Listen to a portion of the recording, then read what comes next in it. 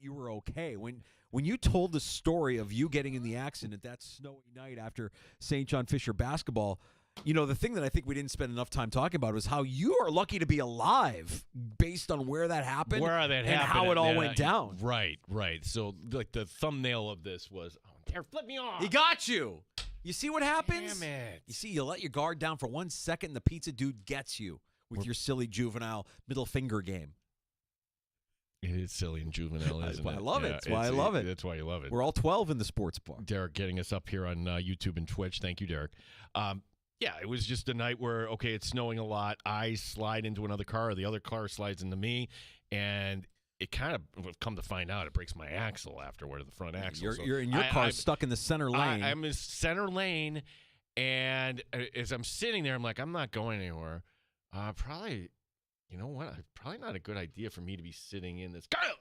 You get hit again. Get hit, and I'm like, bam, right from behind. I'm like, okay, that's not good, and it's really coming down. It's 10 degrees out. Now I'm at the side of the road, and it's one of those nights where, everybody's getting in accidents, and it's 10 o'clock at night, and you're not getting this cleaned up right away. So I'm standing there a half hour on the road, and as I'm standing there, well, then some other car goes sliding up on the, on the driver's side. Bam, there goes my driver's side mirror. Yeah. I'm like, oh, boy, this is like demolition derby. Terrible. So, like, yeah, finally it got sorted out, and yes, time for a new car. The saga is almost complete, Gino. I'm happy for you. But, the thing I remember about that day, I came in, you're like, what's wrong? And I didn't get home till 1 a.m. Here's why. Totally. That was the day also you got recognized as being a top 20 programmer in the nation. Oh, yeah. That was, that was the same day. That was the same day. I was like, how's your day? Well, I got this. I'm like, oh, my God. Buddy, I'm sorry. No, why are you apologizing? My God. Again, the thing that we don't talk enough about from your story of your car accident is how you are lucky to be alive. And a lot of us that have gotten in car accidents, you can look back and be like, I shouldn't be here. I mean, I fell asleep at the wheel as a teenager, driving to visit my family, driving 3 hours, fell asleep at the wheel, rolled my car 2.5 times, almost walked away from it. But looking at my car after the fact, I'm like, I shouldn't be alive. You and I shouldn't be alive after Syracuse this year. We almost died coming back from Syracuse. Syracuse, yeah, from calling Section 5, the Syracuse games at the Dome for Section 5 football, and we almost got in an accident then on a rainy night home, a rainy drive home from Syracuse on the thruway.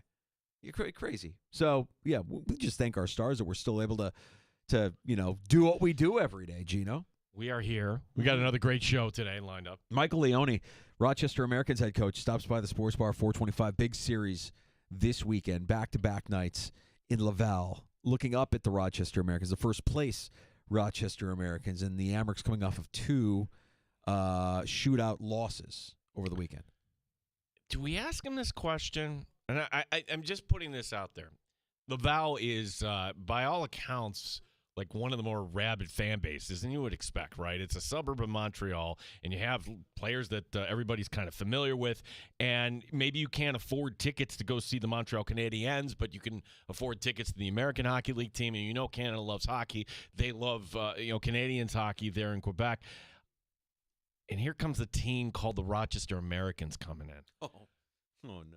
No, I mean, how would you phrase? I mean, that's an issue, right? You're going into hostile territory. Yeah, you're going into hostile territory. The team that's Laval's chasing Rochester, boy, they would love to grab themselves 4 points against us. Didn't see a lot of royal blue in the stands last night for the Sabres game either, by the way. I don't know. It's kind of weird. You saw a lot of red the last time the Canadians were in KeyBank over the weekend, but not a lot of royal blue in Montreal at the Bell Center. Okay, so I don't even need to know. Like last night, dumb penalties, loss in overtime. Who cares? We've resorted to like a minor league thing tonight. Bills night at a Sabres game. Hey, hon, I don't want to go to this game. Oh, you know what? It's Bills night. We might see a Bill there. I was going to save this for later. Well, we can save it for later. There is a tone deafness to the Buffalo Sabres. Just a shamefulness that just they have zero self-awareness. I get that as an organization, business is business. You have to do what's right for business, but zero self-awareness. it's not going to draw people in. I think Sabre fans are kind of hip to that. Also, the product on the ice tonight, okay, San Jose's not good. Buffalo's not good. Buffalo played last night in Montreal and had to travel overnight. San Jose was up in Toronto last night. And they had to, so both teams playing last night. Yeah. Not great. Going to be a little groggy. We'll have Mike Leone, Rochester Americans head coach, stopping by the sports bar at 425, joining us later this hour. Matt Perino of the Syracuse Post-Standard, covering the Buffalo Bills. You can read his work at Syracuse.com. Hear the Shout podcast wherever you get your pods. He'll be joining us to talk some Buffalo Bills here in less than 20 minutes. So he's back, as is everybody's back from the NFL convention that is called the Combine. So we'll get his thoughts and see if he's got any kind of players he's monitoring. If the Bills hold the pick at pick 30, we have another storyline today in the NFL. Saquon Barkley getting a pay raise, essentially. Okay, and the reaction immediately coming from James Cook. Yep. We can kind of dive into that. Our buddy Matt Perino, Syracuse Post-Standard, the Shout podcast, coming up at the bottom of this hour. Feel free to pull up a stool and join us here in the sports bar anytime this afternoon at 585-866-4FAN, 866-4326. That's the Good Smoke Barbecue and Pub Wingman Line, award-winning barbecue from Good Smoke Barbecue and Pub, 135 West Commercial Street in East Rochester. GoodSmokeBBQ.com. About that pay raise, so the Eagles didn't need to do anything with Saquon Barkley. He was under contract. They gave him an extension, 2 years, $41.2 million, highest paid running back in NFL history. The deal includes $36 million in guaranteed, making Barkley the first $20 million plus per year running back. All right, comparatively speaking, James Cook is asking for 15. Mike Danger, does today's news help or hurt James Cook's market value? It doesn't hurt his market value. It hurts his chances of signing with the Buffalo Bills. I mean, if you think that the Bills are going to pay him $15 million a year just because Saquon, coming off of one of the best years we've ever seen a running back have, is going to make them change their tune and how they value that position, I think you have to prepare yourself for an existence without James Cook after next season. But the running back market with a move like this, it only helps. And James Cook, for what it's worth, with the eyeballs emoji, is doing what a running back should do. I'm happy. This is good for all running backs. In a draft class, though, where running back is as deep, and this might be one of the best draft classes for running back, if I'm the Buffalo Bills, I'm not looking at this saying, well, that seals it. We now have enough justification to give him the $15 million he wants. They're not the same player. Yeah, they play the same position, but they're not the same player. It's not the same situation. I think it helps James Cook get closer to what he wants from a financial standpoint. It does not help James Cook in his ability to re-sign with the Buffalo Bills. Right. I think that overall now, if people are looking at $20 million, but is James Cook 75% of the player that Saquon Barkley is? $15 million to $20 million. Just doing that. And the answer is, it's no. Like, Saquon is the unicorn in the NFL. Saquon is better than Christian McCaffrey. Mm-hmm. Saquon is the guy in the league right now. James Cook is a fine player, and I hope he stays in Buffalo. And maybe you do this incentive-laden sort of thing. Maybe that's the way you kind of work it around. Maybe the Bills just kind of do all right, we're not going to come to an agreement. We're going to let you test the market. But you know what? You got to ball out. Maybe that's the end result here rather than, all right, we'll take a second or third round pick. Because quite honestly, Danger, I'm not sure like what other team is going to put their hand up in the air. Pay James Cook the $15 million. And, oh, by the way, you got to give up a primo draft pick to Buffalo in the process. There was another bit of news today, not a surprise, and this could go a couple of different ways, but the Jets released Davante Adams. And with that release, leaving behind $8.3 million of dead cap, and they free up just under $30 million of cap space by moving on from their wide receiver. So Davante Adams, the early speculation is he's going to wait to see where Aaron Rodgers signs and sign with Aaron Rodgers. Davante Adams, at this stage of his career, is he still a wide receiver one? I I fall victim of looking at his age and saying, nah.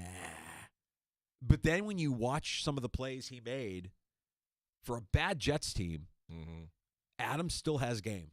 He can still play. Now, if you're, let's say you're the New York Giants, and your answer for this year, knowing that you've got a couple of coaches that are just going to want, a coach and a GM, I should say, just want to win games. It doesn't matter how they do it. Who gives us the best chance to win football games? Maybe it's Aaron Rodgers.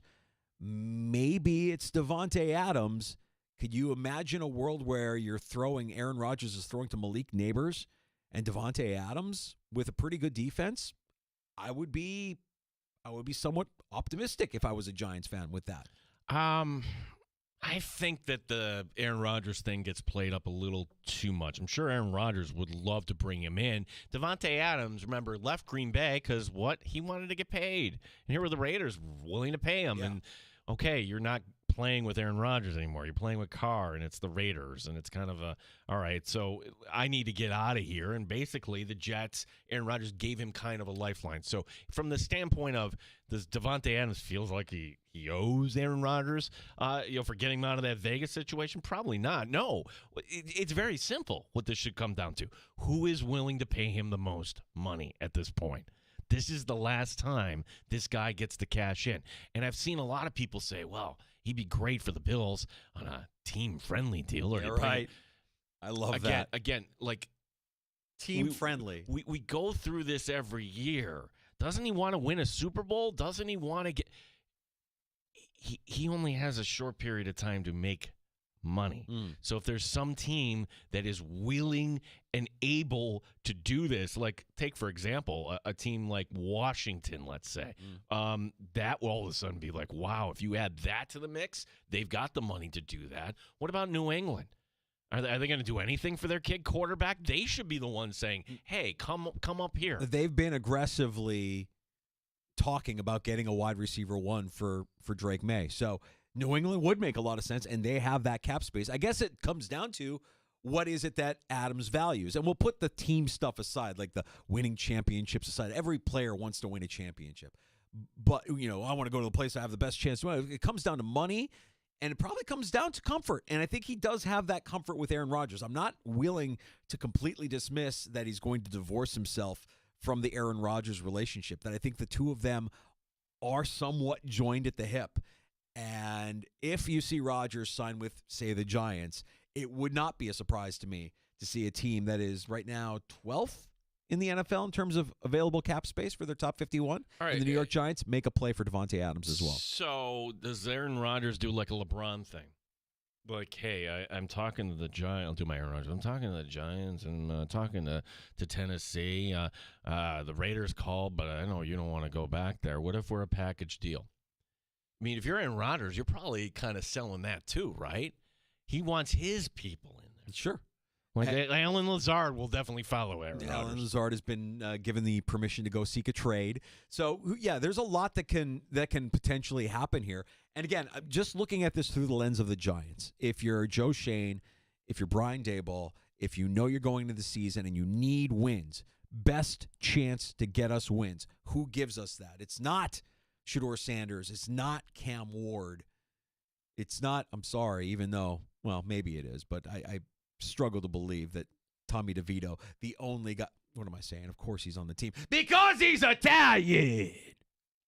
Just go back to 2 years ago. 2 years ago, it's March, and we're getting all these tweets, cryptic stuff from a receiver who at the time was kind of the same curve of his career, and there was a lot of people saying, man, this would put Buffalo over the top. DeAndre Hopkins, and man, he would come to Buffalo, take a little less, help this team win a championship. You're a character guy. You know what he did? He took money from Tennessee. Mm-hmm. And how did that work out in the end? He cashed his checks, ended up in Kansas City, got to a Super Bowl. I don't even know if he plays next year. I think the difference between these two comparisons, and you're right, I think it is ultimately going to come down to who's giving him the paycheck, but Adams can still play. Like, Adams still has moves and still runs routes that breaks ankles. I mean, like, I I'm guilty of dismissing him. I'm guilty of ageism in this instance. I'm guilty of dismissing a guy who's over 30 and thinking he can't still do what he does. And, I don't know what Steph Diggs looks like when he comes back from his ACL, but Steph Diggs is going to have a market. Like, somebody's going to pay Steph Diggs to come back, and it might not be – I don't think it'll be Houston. There's going to be a market for some of these guys. When you look at the free agent class, the wide receiver, it's not great. So now – with Adams now in the mix, yeah, I mean, if it's important for him to cash out and get as much as he can now, then it's open season, and a team like New England can back up a Brinks truck. If there's value to him aligning with Rodgers again, let's see where Rodgers ends up, and I think that Adams will be soon to follow. That would be my guess, is that they are a package deal.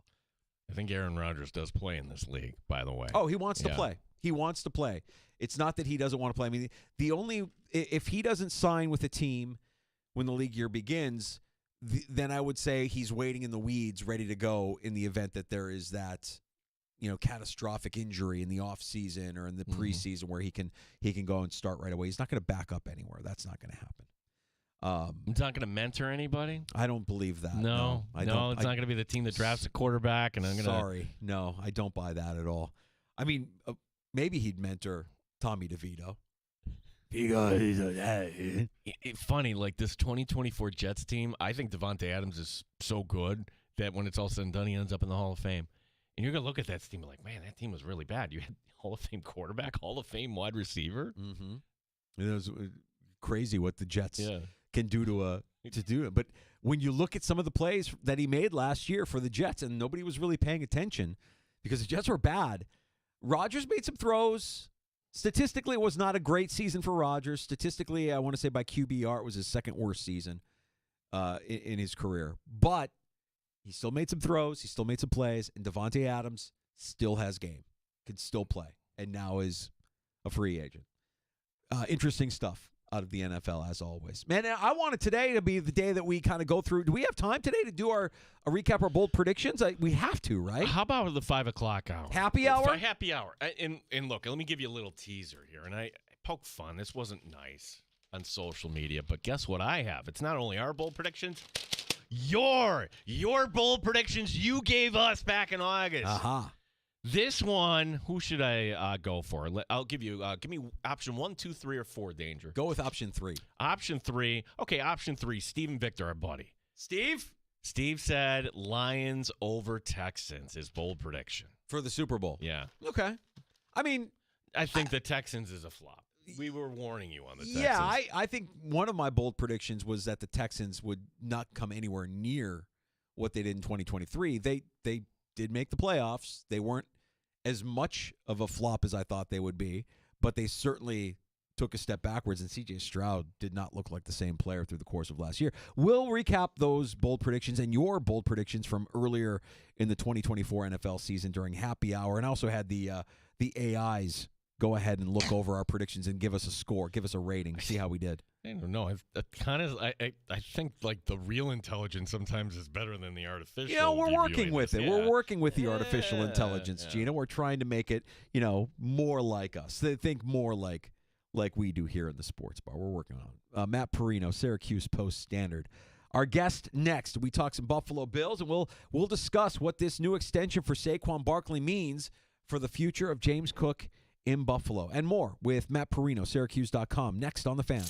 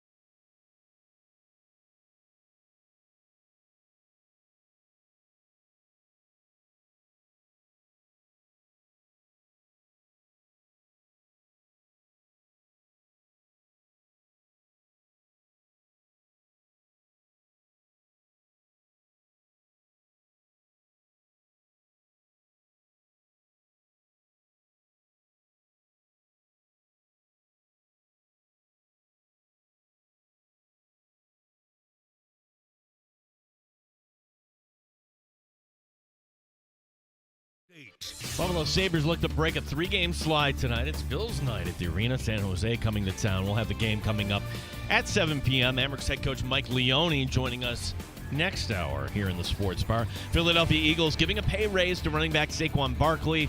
Barkley now the first running back in league history to reach $20 million a year. What does this mean for James Cook's request? Chris Brown with ideas. I have said for over a month that James Cook's not getting $15 million a year in the current running back market. Well, that market just shifted, and now it's a possibility. Now he might. $15 million a year, it might be a possibility for him now. At least. That might be a jumping off point based on this.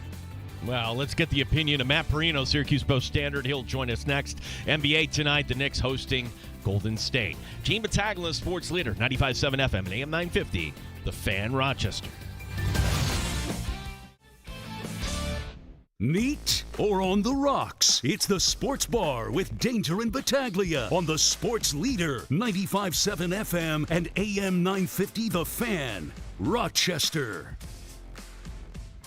Our weekly check-in with Matt Perino covering the Buffalo Bills at Syracuse.com. Read his work, Syracuse Post-Standard, the Shout podcast as well.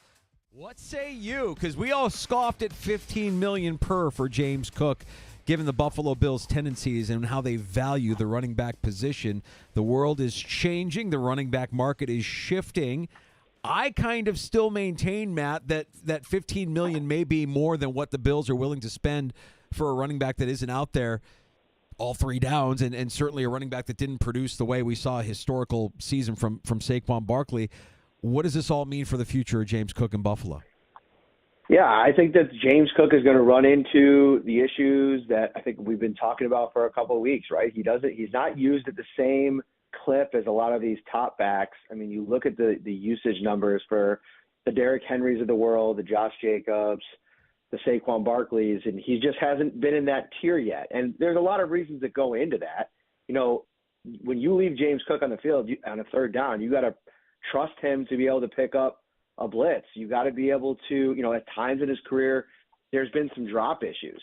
At no time in Saquon Barkley's career has anybody not thought that he was an absolute elite running back. Now, early in his career, there was availability issues, and that's something that's kind of been in play, but to come off the season that he just came off of, to me, Saquon Barkley is in a tier of his own right now. His age, his production, the value and meaning to that team. I think James Cook is important to the Bills. Don't get me wrong. Is there a world that they come to an agreement and whatever that number looks like? Yeah, sure. I think that could definitely happen. But if you tell me in a talent-rich class at running back that they can't find something similar, and oh, by the way, I retweeted a tweet earlier today that if you take all running backs in the league this season that had at least 50 touches, it's Ty Johnson who is the leader in yards per touch in 2024. So there's an argument that can be made is move on from James Cook, elevate Ray Davis, elevate Ty Johnson, take another running back, and use that whatever it ends up being, $12-ish million per season on defense, where I think you can make the argument that they need it. So Matt, let's just say for theory here, they do come into agreement because Ty Johnson is a free agent. I think a lot of Bills fans would like him back. I'm not sure what his market would be, but what are the odds that actually, all right, we didn't come to an agreement. James, we're going to let you play out the last year of your contract, and then you've earned the right to test free agency. How do you think that might go? Now, when you say how that might go with Cook? Well, from the Cook standpoint, the Bills' offense standpoint, I mean, I guess starting with Cook, he's kind of a soft-spoken guy. At least the times I've kind of interacted with him just a little bit here, and I'm not sure he'd be the guy that would pout or anything like that. But could he be a guy that would just be okay? I'm bound and determined to get every touch I can here to earn my next contract.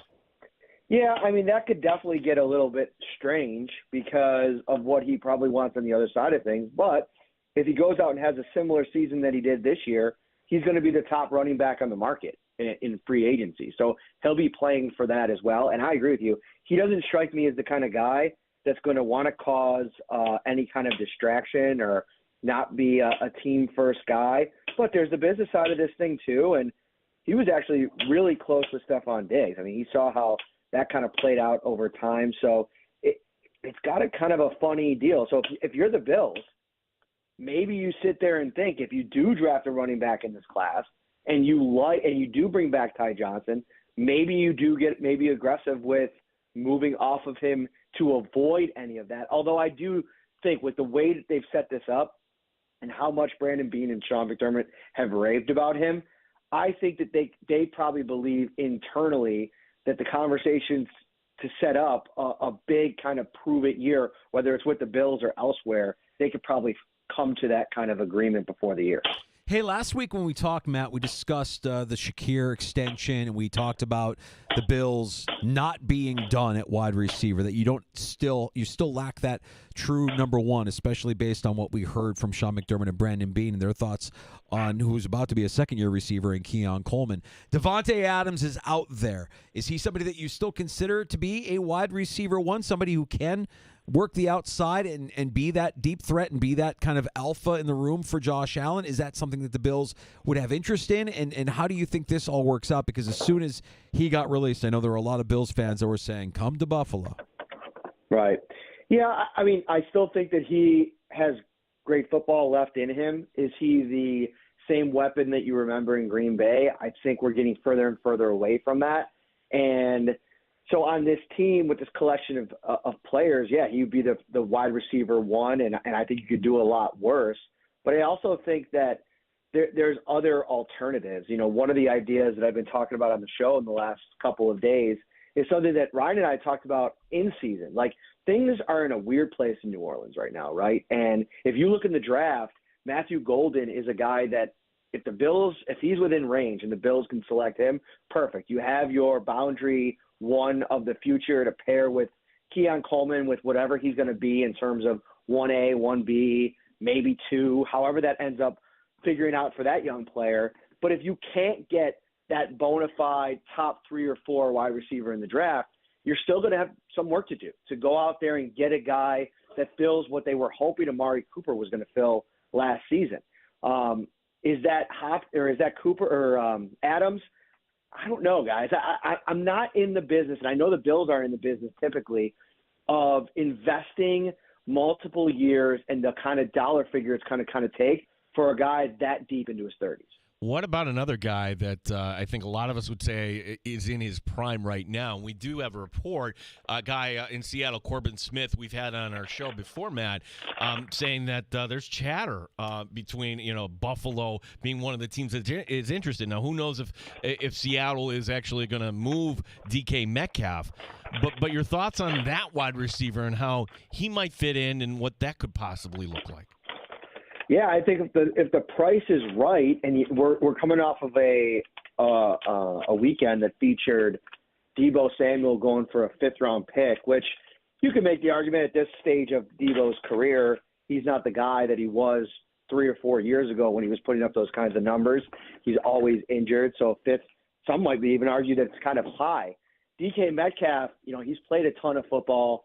He is a big physical guy, but he's still only 28 years old. And I think what he does on the outside as a speed threat, the physicality, his ability to beat press man, all those kinds of things, you'd really like to add to your team. The issue is you trade for him, you give up the capital, and then on the other side, you got to give him an absolutely huge contract. And I don't know if Brandon Beane wants to do that again. And I don't think he's been a huge distraction kind of player, but there's a couple of things about Metcalf that I haven't loved. He's very emotional in game. Like, you've seen him a couple times have all these dust-ups where I think he was actually even ejected in 1 or 2 games over the course of the last couple of seasons. And those are the kinds of things, like in a game against the Chiefs or in a game against who are the Baltimore Ravens. Like, you need your top guys to be able to mentally lock in those moments. Would I still consider it, depending on for a 3rd or a 2nd? Yeah, I mean, especially if you want to go heavy defense in the draft and you want to send one of those 2s to Seattle for DK Metcalf, makes a lot of sense. Matt, with the combine now in our rearview mirror, can we get just a quick kind of recap of what we heard about as far as who the Bills talked to and guys that raised their hand, prospects that raised their hand that might be leaning, that might be something that the Bills might be looking at a little bit closer as we get closer to the end of April? Yeah, I think it's kind of early. Like, they're talking to everybody. They're talking to everybody at the positions they really need to look at. So you're thinking about defensive tackle. I think on the edge, Mike Green is a really interesting name from Marshall. He left Virginia, some domestic violence. A domestic violence allegation is something that is going to have to be vetted. But if he falls in the draft and you do that vetting process and you like him, that's a guy that would be insane value at that spot, or even maybe a small trade up, depending on what the Bills want to do with Von Miller. You have Greg Rousseau. Do they want to pull the trigger on some type of big deal to bring in an edge? Do they want to kind of maybe go out and get a bigger name interior defensive lineman or wide receiver? A lot to kind of take into there.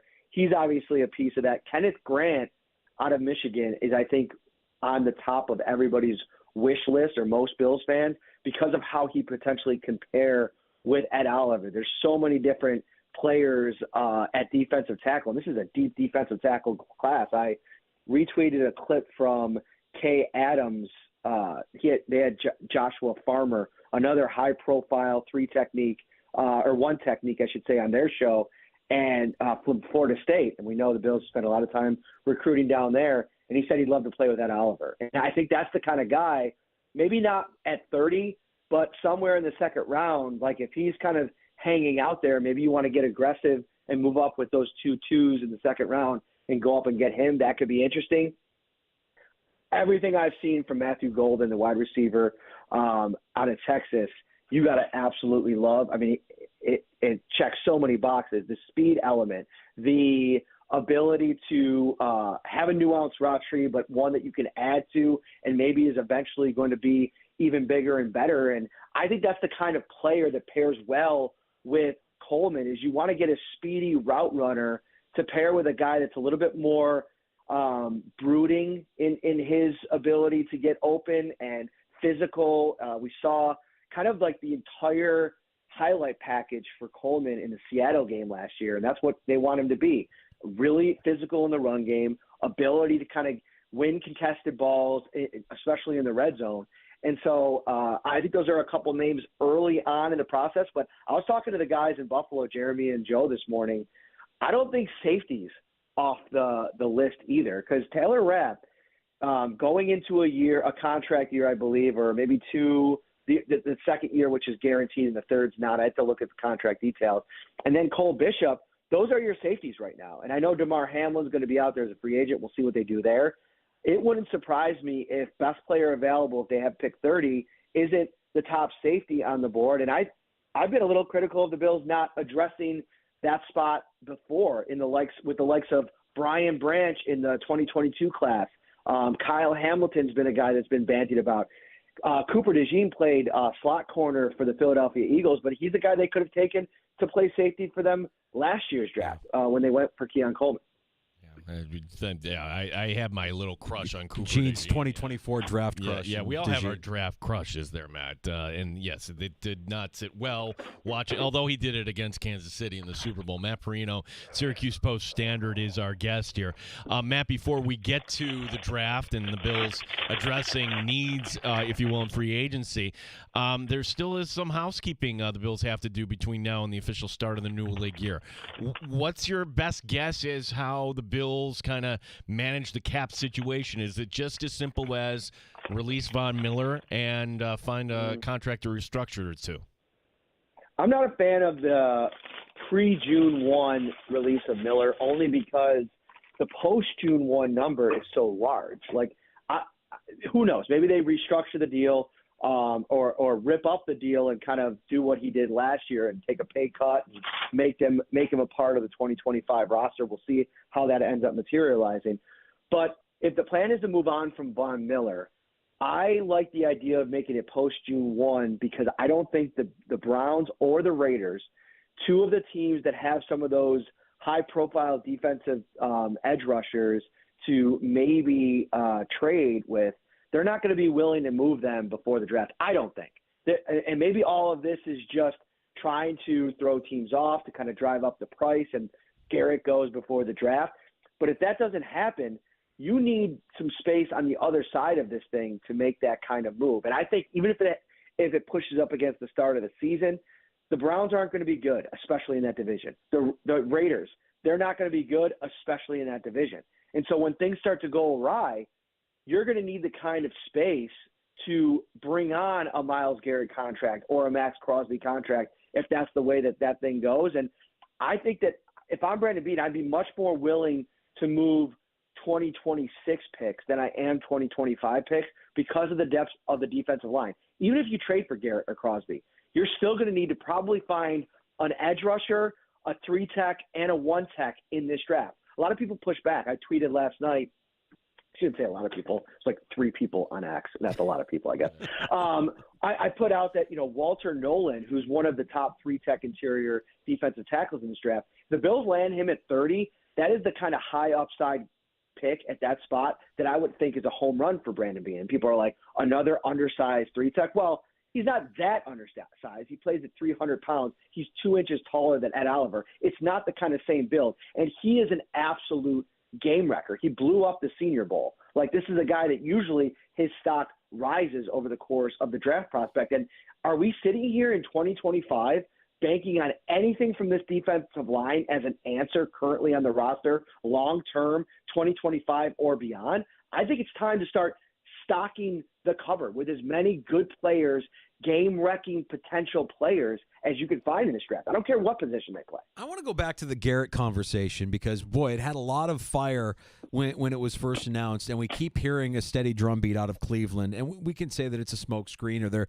trying to drive the price up. But there is a part of me, Matt, because it's Cleveland, because it's the Browns, that wants to believe Andrew Berry when he says we want Myles Garrett to go into Canton as a Brown, and they have no intention of dealing Myles Garrett because, again, it's the Browns. How can you really predict what they're going to do? Do you think there is actually that is actually going to materialize, that a team is going to be able to pry Myles Garrett away from Cleveland? Before that next year's trade deadline, I think that it happens because I think that negatively about the prospects of the Browns being good. And I think the problem is time's a ticking for Brown or for Garrett, for Max Crosby. I mean, these guys are 29 years old, and can guys play into their 30s and find success? Of course. We watched it a couple decades ago with Bruce Smith in Buffalo. The problem is you're fighting against time, and you're also trying to play consistently 17-game seasons without a catastrophic injury. And that happens. It happens more times than anybody likes to believe, especially in your 30s. And once that happens in your 30s, it's kind of a really tough spot. And I think those two guys are feeling that. So do I think that the trade happens? Yes. Does it happen for Garrett? Does it happen before the draft or during the draft? I'm not as convinced. I think the Browns are going to try to play this out. And I think Andrew Berry is, he's kind of dug in because they just gave him that contract and they don't want to believe that they don't have the roster to compete. And that's the thing. Here's the problem for prying Garrett away from the Browns with Berry. I don't know how much time he thinks he has left. And if he trades Garrett, they're much less likely to be competitive in 2025. And his time in Cleveland could be done. But let's be honest, it's probably going to be done either way. Right, and just to follow up on that, I think to myself, all right, well, his excuse for wanting out of Cleveland is he wants to win a championship, and I love when players say that because if you gave them the option of being the highest paid non-quarterback in the league or winning a championship, I think we know which direction that player would go. Micah Parsons is starting to have conversations with Dallas, and I'm sure Myles Garrett wants to make sure that his next deal, whether it be in Cleveland or somewhere else, is greater than that of Parsons. Yeah, and that's going to be the funny thing about a trade, too, is the team trading for Garrett probably wants to make it happen ASAP to try to get in before some of these other players land their own new deals. The time part of thing is always interesting, and when conversations kind of drum up, hearing Brandon talk about trades even as recently as the Combine, these are things that are always kind of happening, and sometimes it just takes one little thing to happen, one conversation internally, externally to get a guy to move. But I do think the Bills, because of where the salary cap is right now and how much space they could potentially create, restructuring Allen, doing all the restructures. I mean, if you look at some of these capologists, They talk about maybe even creating up to $50-60 million in cap space this offseason. I don't think Brandon will be that aggressive, but it's out there. There's potential there, and I think a big-time swing, whether it be a receiver, a pass rusher, I think he's got to really heavily consider it. Say there's no Garrett trade or there's no Crosby trade or they go somewhere else, whatever the case may be. One player just want to run by you here because you've got UB ties. Would you be up for giving Khalil Mack a chance in Buffalo, Matt? Yes and no. So, yes, I think it would be a fun idea, a cool story. I'm always up for the cool stories. But if we're talking about $19 million per season for the next 2 years, I don't know if that's the best use of the limited resources that they have. I'd much rather them go heavy in the draft at that position and hope for the best. And listen, you need one difference maker, right? Like Brandon Beane talked about, or Sean McDermott talked about, he thinks you need 3 on the defensive side of the ball. They got to find 1, maybe 2 in the draft. They got to hope Rousseau can take another step. And if they don't believe that Rousseau can take that step and be that guy, then I think you get more even aggressive. I think Khalil Mack produced at a really impressive rate last year, but he's another year older. And when things do go for a pass rusher, they go. And the problem is he was very established in that defense. He played there for multiple years. And I think when you're in that kind of situation, sustained success at that age is more prevalent. He's going to come to an entirely new system. There's going to be a little bit of a buffer area where trying to figure out what they want to be. The Bills don't have a great track record of getting great production out of those kinds of players from the jump. Outside of Miller, who I do think had a pretty good run before the injury, I'm on the fence about Mack, despite it being a very fun idea. Personally, as a UB guy, it'd be fun to cover him. Matt, as we got it later into the week last week at the scouting combine, and we were talking about the positional needs of the Buffalo Bills, corner came up. We know Rasul Douglas is going to hit the free agent market. We know that Christian Benford is probably going to get extended at some point this offseason. And it led us down this path where if the Bills end up drafting a corner, could we actually see the return of Kaiir Elam, another summer of Kaiir Elam fighting for a starting spot, or is he far too gone for this team to consider? I mean, we've had people say, oh, you flip him for a 5th-round pick. I don't think anybody's giving up anything for Kaiir Elam. That was Matt's take. Honestly, Kaiir Elam, we should just kind of get ready for this, right, Matt? Yeah, it wouldn't surprise me if he's back, only because you need some depth. The kid's going to be another year older. I also wouldn't argue against you if you thought it was just time to cut your losses and move on. Another thing that could happen, and it might happen, both things could happen. Tre'Davious White looked absolutely cooked last year, right? Like, it didn't look good in L.A. It didn't look really good in Baltimore. But he's the kind of depth guy and the kind of relationships in Buffalo and the impact that he had in Buffalo. I can see the Bills bringing him in as a depth veteran type of guy on a cost control deal for 1 year season. You know the defense, you know all the coaches, all those kinds of things. That could be something that would be interesting to me, because I don't think in a game like last year, knowing the defense the way that he does, and listen, there may be physical limitations. He may never be the same player, and that's something that the Bills would know better than me. But just understanding what you're asked to do in this defense, I wonder if in that game a couple months ago, if they don't put White out there for Benford, if it doesn't look a little bit better. And that's the thing you got to ask yourself about Elam. Can you get to a point next year where if you're forced to put him in the game, it's not that much of a drop-off to where, McDermott's kind of let it slip a couple times that, Benford being out in the way that he talked about it it changed the complexion of that game completely. And I don't think the drop-off has to be that much. I think Benford's an elite player. I think he's turned into a top-notch player. But this system is supposed to be such that if you have to throw a Dane Jackson out there or you have to throw out a Levi Wallace, it's not going to absolutely cripple you. And I think that Elam in that game, it was damaging to this Bills defense. Matt, I know we've kept you here a little bit, but I'd be remiss if I didn't ask you. After we spoke last week, we had this other story that it's sort of football related, but I think it's more about life in general. two info guys getting mixed up in an altercation in Indianapolis and in Schultz and Rappaport. You teach journalism. I mean, it's a competitive business. I get that, but where is the line? Or if somebody is kind of plagiarizing you, Matt, a little bit. I don't. Who are think you taking out, yeah. Perino? Who are you meeting in the octagon and giving a roundhouse to in the face? Jeez. All right, so a couple things to unpack here. Number one, I do teach journalism. I'm not sure that that's what either of those guys do. But, I mean, let's be honest. They copy and paste agents. It's a cool business. It pays a lot of money, and it's a lot of fun to talk about. And it keeps, the conversation moving for sure. But I don't think there's a lot of hard-hitting journalism coming from either of those guys. But it's just funny. Like, I can just imagine Schultz pulling up to a Starbucks, the reason of his family's fortune, like, this is my home turf, right. Rappaport. Let's get after it. But it seems so petty and silly and funny. But, this is the kind of fodder that feeds the beast in February and March. Matt, what are you working on this week at the Shout Pod that we could check out, and at Syracuse.com that we could read?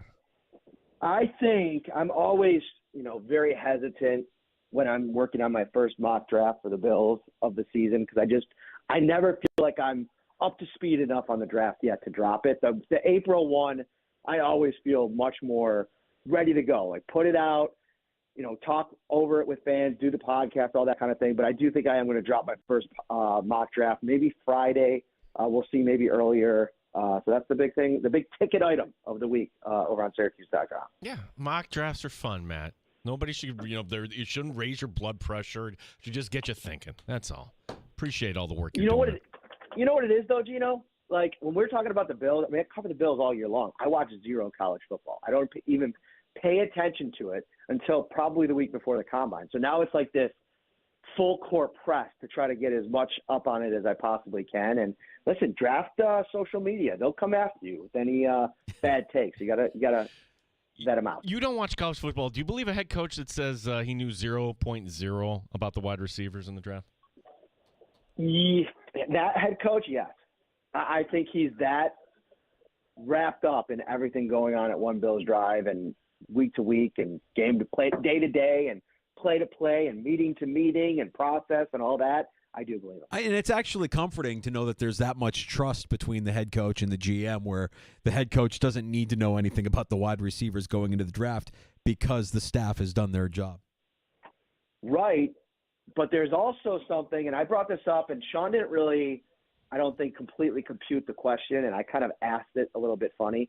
But what I really wanted to ask him at the Combine was, do you feel like, with the way that your relationship has evolved with Brandon over the years and his staff, that you're more set in this draft to make the vision for the evaluators meet the vision for the coaches in a way that gets you 5 or 6 players in this draft that could be immediate impact kind of players, like we've seen from the Eagles and the Chiefs over the last couple of years? And he didn't quite answer it, but I'm wondering if anything's changed for him in the way that he attacks February, March, and April to try to get that end result. We'll see. I'm going to talk to him about it at the owners' meeting. Love it. All right, Matt, appreciate the time, man. Thanks for the extra time this afternoon as well. And have a great week. You too, guys. Take care. There he is, Matt Perino, covering us here at the Buffalo Bills of the Syracuse Post-Standard, the Shout podcast, giving us some of his time this afternoon in the sports bar. Yeah, hopefully I don't think anybody's upset that we kept him a little long there, because we get rolling there. That's always great catching up with Matt. And think about where the world is going to be the next time we talk to Matt Perino. Monday danger. Monday. Legal tampering. Legal tampering begins. Good stuff. We'll talk to Mike Leone, Rochester Americans head coach, here coming up in the 4 o'clock hour. Give us about like a half an hour on that. We'll get him on with us here as the team is preparing for a trip to Laval, north of the border, enemy territory, with a team that is looking up at them in the standings. Big weekend series against the Rocket coming up. Coming up next, speaking of hockey, the work being done by the Sabres social media team. I mean, I want to tip my cap. They have a job to do. Somebody should send the admin a fruit basket at minimum. Just unsolicited fruit basket, just for doing the job that they're doing. Some teams, like the Oakland A's, say they turn off the comments. Hmm. Are we? Like, we're not anywhere there. Nothing Nope. is over the top. Sabres don't do that. Yeah. And there's some doozies out there based on a post that went out and crossed my feed this afternoon. Oh, so good. We'll get to that. We'll get to Mike Leone. We'll get to our bold predictions from the 2024. We'll grade ourselves on our bold predictions from the 2024 NFL season coming up here during happy hour as well. It's all on the way in the sports bar, along with your calls at 866-4FAN, 866-4326.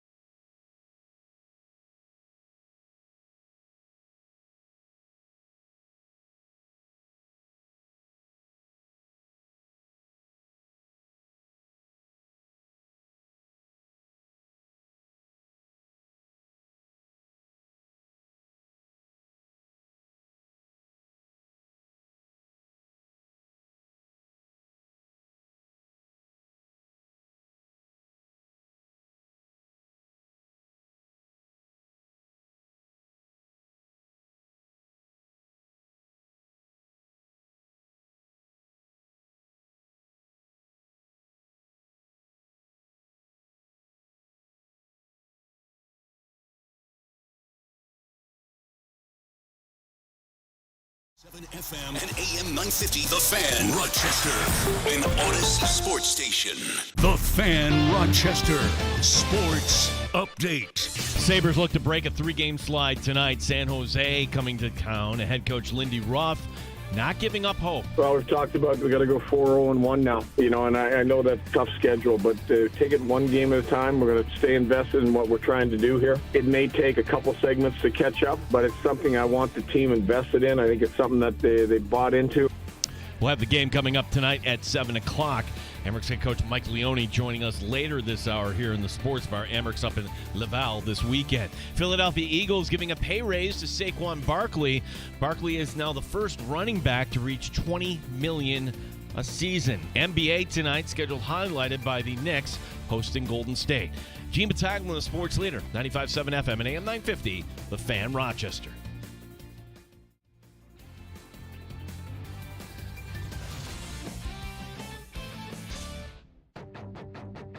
The Sports Bar with Danger and Battaglia. Let's just get back to football season. I've had enough. I think they need to draft a corner. They definitely need to draft on the D-line, multiple players on the D-line, and I think there's a very real possibility they take a safety, too, plus wide receiver. Franchise-tagged players, and the franchise tag window closes. Mike Danger. I don't like to talk about myself. Will you allow me just this one time? When people ask me what I do for a living, I should just say, I'm Mike Danger. That's my job. My job is to be Mike Danger, who is an exaggerated version of myself. It's true, though. Gene Battaglia. Like, you're going to a Met game without me? It's not fun. We should be doing the live broadcast. All right. Look, I am jealous. Have the Bears done this to you? The Bears. Is it our time? Is this our season? 95.7 FM and AM 950, The Fan, Rochester. Did I sound like that yesterday? I don't think I got... You know, maybe you did, and I have the perfect remedy for what ails you, Gene. Couple of beers. We just get a couple of beers. Everything will be fine here in the sports bar. Yeah, you know, because like you, I have an Italian wife. Uh-huh. And she has severe to moderate to severe? Severe to moderate. Moderate to severe Italian wife. We both suffer. It's winter. I got the museum coming up. Gray skies. Yeah, museum is it. I think we both need a prescription. Couple of beers. Just have a couple beers. Welcome back into the Sports Bar. Glad you're with us. We're about 15 minutes away from Amerks head coach Mike Leone as the team gets ready for a trip north of the border against Laval. The first place Amerks with Laval breathing down their neck. Big series this weekend. We'll talk about that. We'll recap last week's action from the Amerks as well. A couple of notes to get to here. And speaking of hockey, Gino, I understand that business is business, and a part of that marketing plan for any business has to be social media and your social media strategy. The Sabres are only doing their job. The social media team, the admin for the Sabres on X or any of their social media feeds, the ask crossed my feed this afternoon. Buy your season tickets for 2025-2026 now. Don't wait. Starting at $23 per ticket per game. Not the best timing, guys. Not the best timing. And it was about as well received as I thought it would be as I started to comb through the comments section, Gino. I normally would disregard the comments, but this is where the entertainment is now with the Buffalo Sabres. Some of my favorites. I'm impressed you guys can post without shame. I'd rather someone repeatedly stab me in the balls with a railroad spike for $23 than watch this dog-ass product. F off, you vultures. Put a good team on the damn ice, and people would already have the place sold out. You're all the wizards of the NHL. Do better or expect an empty arena moving forward. G-damn clowns. Admin, sorry for the replies you'll have to deal with here. Hopefully you have some awesome memes cooked up for the Bills night win tonight. I mean, it's just got to be a brutal job having to admin that social media feed. I just appreciate the fact the Sabres are not turning off comments. I've seen other cowardly teams like the then called Oakland Athletics just like, nah, we're not. We don't care. We're putting it out there. I think the White Sox did that at one point. You have to stand in there and take it. That's actually part of it. But who's buying season tickets now? for the Sabres, honestly. No, kind of ill timing. Not a lot of self-awareness there.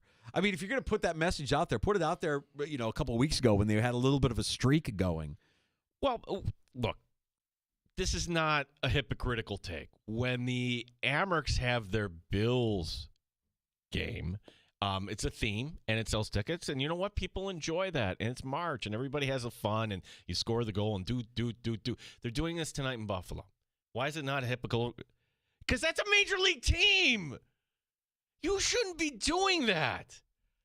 Honestly, am I the only one that's like, oh my gosh, they're doing a minor league promotion. Well, why don't they become the Buffalo Wings or change their name to Buffalo Pierogies or whatever? There was more than one comment that I didn't mention that did reference specifically that the Bagulas really only care about the Bills, and the Sabres are just, they're a toy. They're not really what we've been saying, unserious. They're an unserious franchise.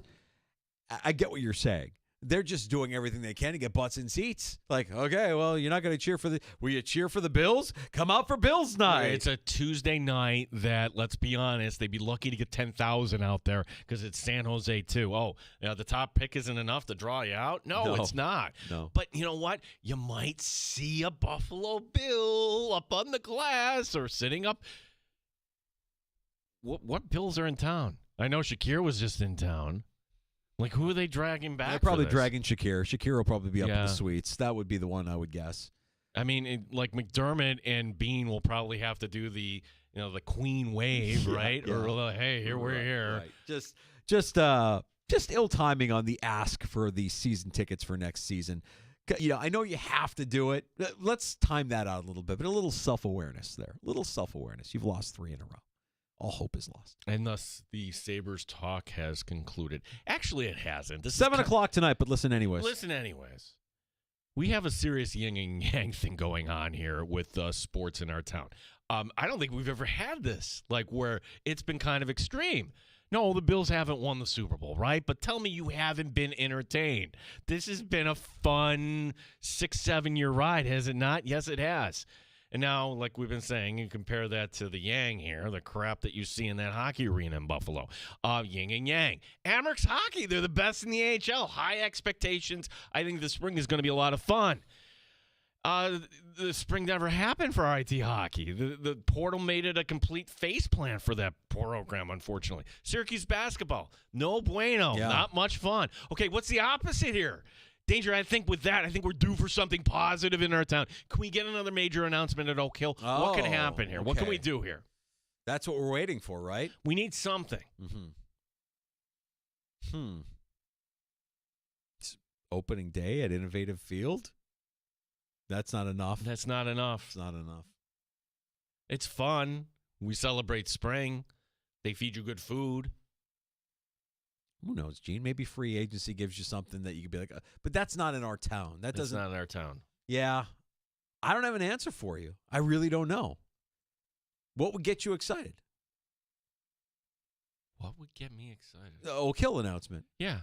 Yeah, That's the one. Like other than something completely unforeseen that we just we seem like we're overdue for that. They still haven't announced 2033. Yeah. I mean, at this point, because I know a lot of people, I want the U.S. Open here because of the timing. Yeah, absolutely. But you might have to wait a little longer. I might just kind of roll the dice again and be like, okay, I know it's in May. Bring Pop another major. I loved it. I mean, I know that we had one day of sketchy weather where it rained pretty much all day, the Saturday of the PGA Championship. We had one frost warning. Okay, right, but that can happen anywhere. It could happen in Louisville, Kentucky, if you have it there. I mean, it can happen anywhere. Because you're doing it in May, but I thought it was fantastic. I mean, it was a great tournament. We had so many memorable moments. One lousy weather day, but I would welcome it back in May. I wouldn't. Yeah, we're coming up on 2 years now, though. Let's get it done. I saw this note, and it made me laugh. This is from Matthew Berry. He does his 25 observations from the NFL Scouting Combine. These are conversations that he has, things that he picks up. His little spidey senses start tingling. For what it's worth, the plan Matthew Berry heard out of the New York Jets was that Tyrod Taylor would be their opening day starter and the Jets would draft a developmental quarterback to learn from Tyrod Taylor. Well, yeah. Like, if they can't pull off a trade for anybody else, what is the other plan, Danger? Like, are we like who is that developmental quarterback? Is it Kyle McCord? Is it Jalen Milrow? We're coming up on almost like 10 years since this was the Bills' plan. And Tyrod Taylor is still the break glass in case of emergency quarterback that you're going to trot out on opening. I mean, it didn't work with the Chargers. How many years ago was the Chargers? And it didn't work. Tyrod, when it's all done, will he have more stops than Fitzpatrick? Ooh. And why don't we celebrate Tyrod? Well, it's the personality. Like, Well, and I've and said wins. Yeah. And wins. I mean, say what you want about Fitz. He never made it to the postseason, but he always gave whatever team he was starting for a chance. There was some hope there. He's about as good of a 500 quarterback as you could get. Tyrod doesn't have that to me. He's a likable guy, and he gets put in these situations where he can't really win, and he's a warrior for going out there and getting his ribs kicked in. But this can't be accurate. This can't be the plan. It's the difference between having a personality and not. Tyrod doesn't give interviews. Fitz developed this character. Yes, one more team, and Tyrod will actually tie Fitz. I bet you can't name him. I'll rattle him off. Before the Bills, he was the Ravens. Mm-hmm. And then you and I, okay, thanks to everybody for listening to the Sports Bar. And then as soon as we hit, oh, my gosh. And then we got traded to Cleveland. Got traded to Cleveland. Okay, Bills Sports Bar overtime here. The Chargers, the Texans. I don't even remember anything about the Texans. He's a backup. Then the Giants, and then now the Jets. Well, I mean, look, I'm all for Tyrod staying in the league, getting the work, collecting that paycheck. But, man, if I'm a Jets fan and this is the plan, how are you excited about what's coming? I mean, I know you're a Jets fan. You might not be excited. It doesn't add up, though. If that's the plan, you need to shop Garrett Wilson now. You need to shop Sauce Gardner now. Like, you're not going to get anything out of those guys. You need a timeline to kind of match the talent. So why not rebuild? Could that be? I don't hear any Jets rebuilding talk. They're really going to do this on the fly like that just because you have a new head coach and you got rid of Aaron Rodgers? You freed up some cap space by releasing Devontae Adams today as well. Well, who's Tyrod going to throw to? Garrett Wilson? That's it? Okay, Alan Lazard, you have permission to seek a trade. I mean, they're really ridding themselves of all things Aaron Rodgers, which I'm fine with. But I have to think there's something better at quarterback for them week one than Tyrod Taylor. At least make it a competition in the preseason. Don't go into the preseason saying Tyrod's our starter week one. I know the guy it can't be. We haven't talked too much about this. We'll talk more tomorrow. Matthew Collar from the Purple Insider, Rochester native. It's our guy. Coming back in. They're not going to tag Sam Darnold in Minnesota. So it's not to say Sam Darnold is going to hit the market. There's still this now window. Yeah. But now you can't use the tag as kind of a tool here. Right. Well, they've said that they have a desire to sign Sam Darnold, that the Vikings would like to sign him. So now it becomes, all right, what are the Vikings going to offer? And then other team, Sam Darnold's going to go where the money is. And if the Vikings are saying, you know what, we like you, but clearly our quarterback of the future is the guy we invested a first-round draft pick in, you can be here for $25 million a year, and you're our backup to where. $25 million a year. I mean, geez, you might as well franchise him if you're going to do that, I suppose. But I think the Vikings here, I think what's interesting about the Vikings, and when we talk to Caller tomorrow, we'll ask them, who's calling the shots? Who in Minnesota is calling the shots? Because I can't get past Sam Darnold getting that team 14 wins and them being okay with letting that walk out the door to another team and handing the keys over to a kid who will not get you 14 wins in his default rookie season. That's who's calling the shots. That's what I got to find out. Before the Jets, back to Tyrod. This is great. Tyrod lost his job 4 times to rookies. About to be 5. Yeah. You want to take a stab here? I remember Justin Herbert. Okay, so 1 before Herbert, 2 after Herbert. Justin Herbert with the Chargers, he lost his job to. It would have been Baker in Cleveland. That's correct. Yeah. Yep. So now the 2 that came after. Okay, he was in Houston. Yep. And there he would have lost his starting job to the neck, Davis Mills. Yes. Davis Mills. And he was gone in Buffalo, right? When he didn't lose his job to Josh Allen because No. Nathan Peterman was the starter week 1 against the Ravens. We all remember how that went. So you could say you lost your job to Nathan Peterman too, but come on, Danger. All right. So Baker Mayfield lost the job to Justin Herbert, lost the job to Davis Mills, and then lost his job after that to another rookie. In New York? Mm-hmm. Was it Daniel Jones? Oh, no. I'm sorry. Oh, my God. Sorry. Please, don't break my legs. I know who he lost his job to. He lost his job to Tommy DeVito. Because he's Italian. Tommy DeVito say, what are you doing? I didn't realize he was a rookie when he lost his job. I'm sorry. I feel like DeVito's been in the league for 15 years already. Is that all of them? Or am I forgetting one? No, that you got them all. All right. Mayfield, Herbert, Mills, and Tommy DeVito. Tom Punchline That's setting you so up there. great. Let's get to Ameryk's head coach Mike Leone. He's stopping by the sports bar next. We'll get a recap of last weekend's action, and we'll look ahead to this weekend's crucial series against Laval as the team gets ready to travel north of the border. Mike Leone next on the Fan Rochester.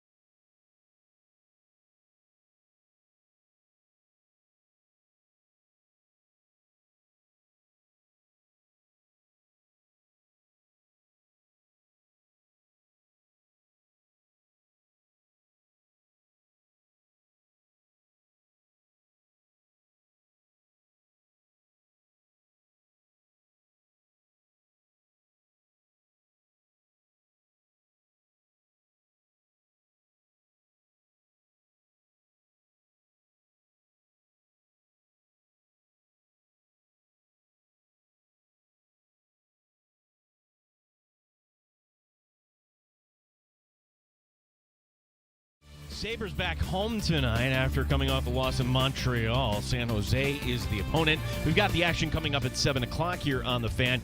We'll talk some Amherst hockey coming up next with head coach Mike Leone. The Amherst 2 games coming up this weekend in Laval. Philadelphia Eagles give a pay raise to Saquon Barkley, the running back. Now is the first to reach $20 million a year in the NFL. Chris Brown today on One Bills Live. What does this mean for James Cook's request? I have said for over a month that James Cook's not getting $15 million a year in the current running back market. Well, that market just shifted, and now it's a possibility. Now he might. $15 million a year, it might be a possibility for him now, at least. That might be a jumping off point based on this. Knicks tonight hosts Golden State. Final from baseball down in spring training. Red Sox over the Pirates 12-4. Gene Battaglia, The Fan, Rochester. Pull up a stool and join us. 585-866-4FAN.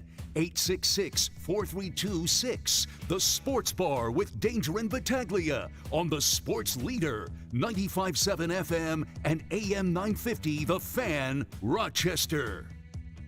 Rochester Americans smack dab in the middle of a 4-game road swing last weekend in Utica and Syracuse. And this upcoming weekend, a trip north of the border to take on Laval, looking up at the first place Amherst in the North Division. We welcome in Amherst head coach Mike Leone, good with his time to join us every week at this time on The Fan Rochester. Let's start with the performance from last Friday night. The team goes to Utica, a place where we've had a really, really good history, and fall just short in the shootout. Welcome back in, Coach. How you guys doing?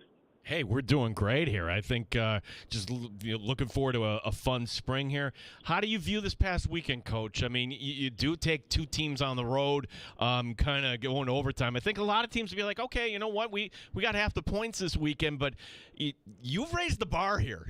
So how do you view this past weekend? I look at the whole week. I think you look at even going back, we played a really, really good team.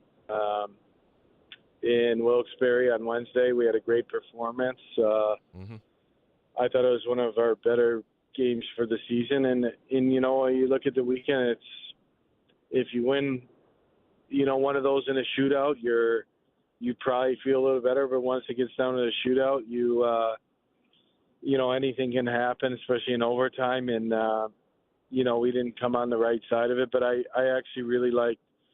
I think we outshot Utica. I think the shots were 27-6 in the second and third period, and Syracuse is a really hard place to play. And we were up by a goal with around 2 minutes. We lost the face-off. They executed. Credit to them. But I look at the weekend. Anytime you can get points in every game that you play, especially at this time of the year, is really important. And you'd like to get a win out of one of those 2 games, but either way, it could have went either way when it comes down to overtime or shootout. But I really liked our effort and our play, and leads up to a extremely big win this weekend. Yeah, I want to talk a little bit about the matchup against Laval. We know that they're looking up at you guys in the standings. But just from an atmospheric kind of standpoint here, and based on what we've seen here over the last couple of months, there's kind of an anti-American sentiment north of the border, and you're going into Laval, and the team's nickname is literally the Americans. How do you think the team is going to be received, and do you use that? Is that a motivation tactic for some? I mean, I know that the team isn't made up of all American players, but is there something to that sentiment? Anytime. It's you guys haven't been there, but it's an incredible. It's like a mini Bell Center. I think they sell out every game. It's incredible atmosphere, and I just think it's a good. You got to stick together as a group. There's a lot of ebbs and flows of the game. It's the energy in the building. We'll probably get booed after that. I'm sure there's a lot of stuff that's going to be going on, but it's just really important for our group to stick together, and you just got to play, and you got to have. I think our group has done a great job of.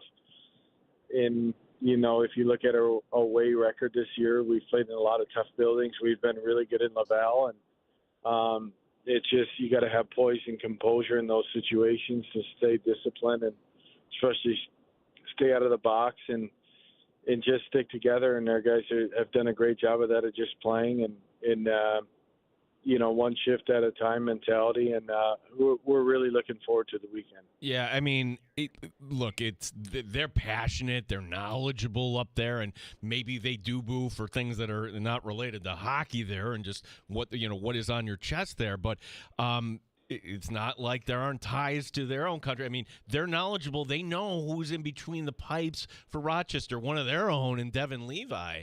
Every time we have you on, Coach, we ask about Devin Levi, and now he gets another honor here, the AHL Goaltender of the Month, and just what he's meant to this program. Coach, I'm just kind of enjoying, like, every minute he takes the ice for your team because, well, I'm thinking that, there will be a future where he's not going to be here in Rochester. Yeah, no, he's been exceptional for our group. I mean, if you look at his – we talked about the one game he got pulled, but that's going to happen in your career. It's not perfect, but he's done an incredible job for us to keeping us in games and making saves when sometimes you need your goalie to make a save, and you're not going to win too many games in any league if you don't have a goalie. And he's been a rock for us all year. He's done a great job. I know he'll have a lot of his agent and his family members are from there. I know the game means a lot to him. So yeah, I know he's really excited. We're really excited, but he's putting a lot of work. His attitude has been great from day one, and we're definitely not where we're at without him. Mike Leone, Rochester Americans head coach, joining us here in the Sports Bar. Danger and Battaglia, the team in first place in the North Division. And, Coach, I don't know if it's hit yet or not, but I would imagine that in every season a team gets into what I call the doldrums of a season, and you've got about a month and a half left to go with a team that's played at a very high level up to this point of the season. Have they hit that doldrums section of the season yet, and how do you keep them engaged here down the final stretch, knowing that the postseason is up ahead? Yeah, no, I don't think our group has. I mean, we've had some of the best practices of the year, the last couple of weekends, and I think we don't have time to, take, days off or practices off or not be engaged in showing up every day to try to be at your best. You just look at our schedule without looking too far ahead. I mean, we're probably playing it's probably the hardest schedule in the league right now of the teams we're going to play. Charlotte is, I would put them right up there as one of the hardest teams to play, the best checking teams. And then obviously Laval's really good. And then you have Providence coming in. It's a huge stretch of games for our group. And, we've talked about it. Regardless of the outcome, we have to be, just as long as we're playing really good hockey in these playoff type games, like that's most important, because I think this stretch of games is going to benefit us in the long run. Even looking at the Syracuse game that we just played, it's probably the 5 toughest teams that check the most of you're going to play a playoff style game in each one of these games. And you obviously want to win these games, but it's also just to make sure we're playing really good hockey in these games and we're not going through stretches where we don't play to our standard and what we're capable of. There's this other thing going on in the NHL that doesn't you have no control over, and that is the trade deadline. And Coach, this is my opinion. If I had Kevin Adams on the show, I would say very sternly, leave us alone. Leave us alone here. Leave this Emmerich team alone. But you have a lot of talent. And maybe Kevin Adams' phone is ringing and asking about what would this take or what would this look like. How much, if at all, is that a distraction this week? And if it is in any way, how do you manage through this, Coach? Honestly, it really hasn't been a distraction at all, to be quite honest with you. Like, our group is, I mean, unless you're around it every day, we just have an unbelievable group of veteran players, young players that are energetic and want to win. And I think the sole purpose of our, every day they show up for work is just to try to win and get better, win the day. And It's a unique experience. I think when you go through seasons, I was asking some, Vinny and Seamus and Pacer, they've played pro hockey a long time. You don't know how many chances you have to actually win. And I know some teams go into the season where, you think you're going to be good, a playoff team, but there's very few teams that actually have a chance to win it. And I think we're one of those teams. We still have a long way to go, and a lot of things have to go our way. But I think we haven't talked about it, but you just get the sense of guys know when we're playing these really good teams. Like Wilkes-Barre was a huge step for us. It's one of the top offensive teams in the league, and we won 5-2, and we really minimized them. So there's more at stake where I think the guys are sensing it like it's a special group. There's only one team at the end that's standing, but we feel like we have a group of guys that are capable of doing great things. It just,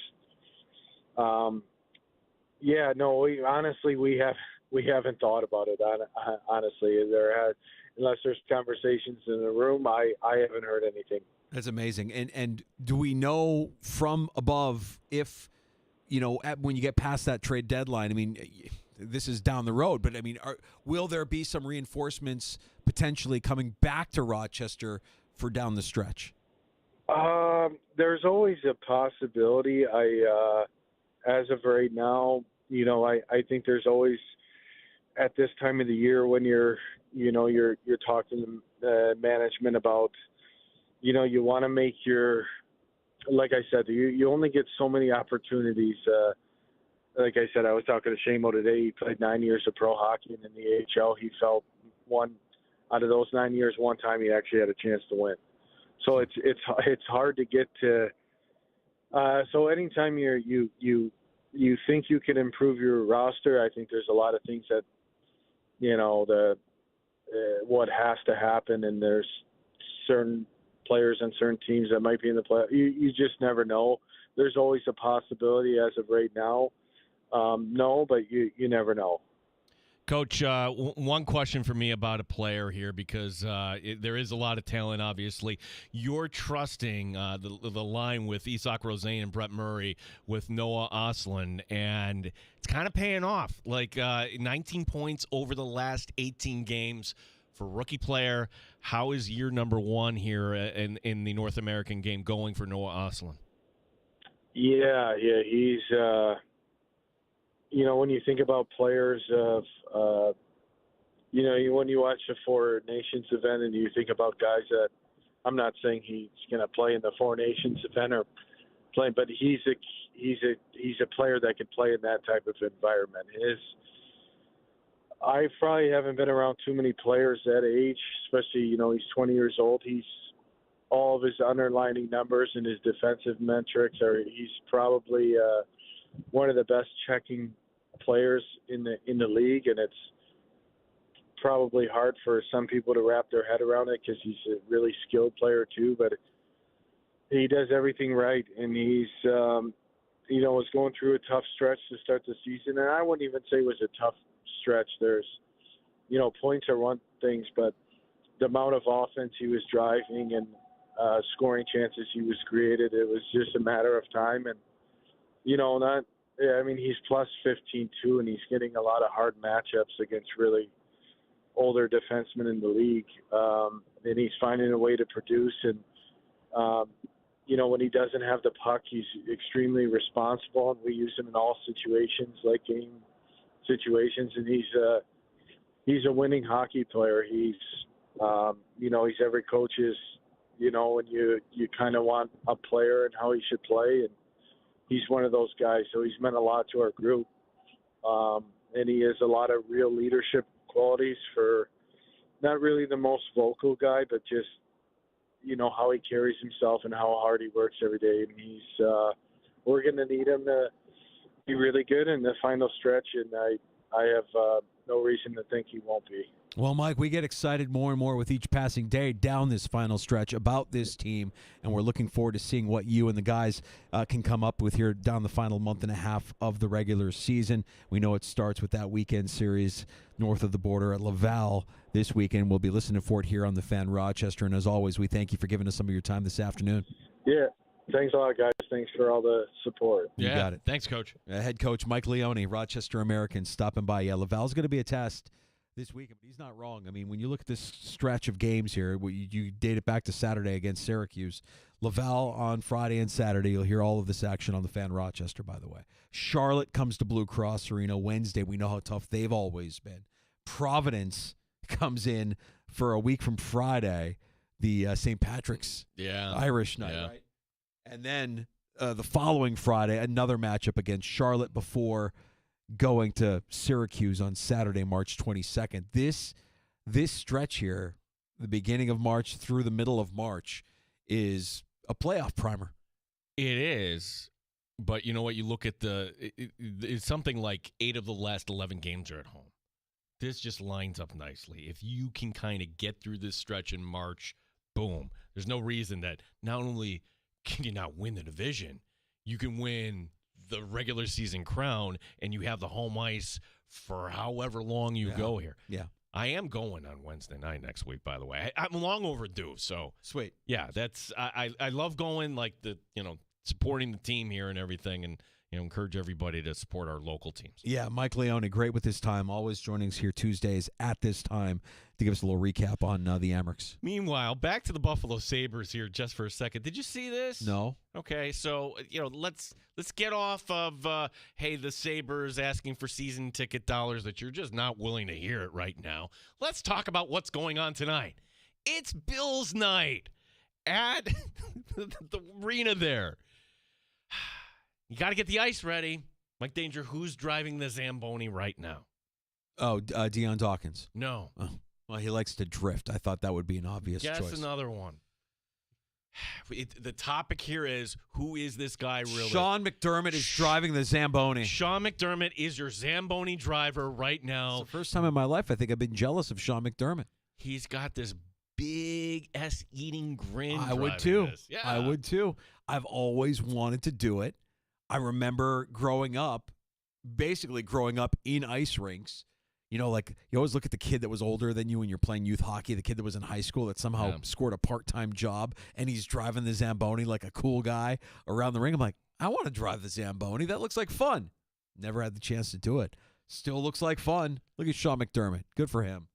I want the review. Did he nail it? How bad was he on that? I mean, if you can mow a lawn, I could imagine you got to be able to drive a Zamboni. No. I think somebody could correct us on that. Like, first of all, you're driving on ice. Right. You've got to pump the thing there, make sure you're laying down the proper All right, amount. maybe if you can snow blow a driveway, can you drive a Zamboni?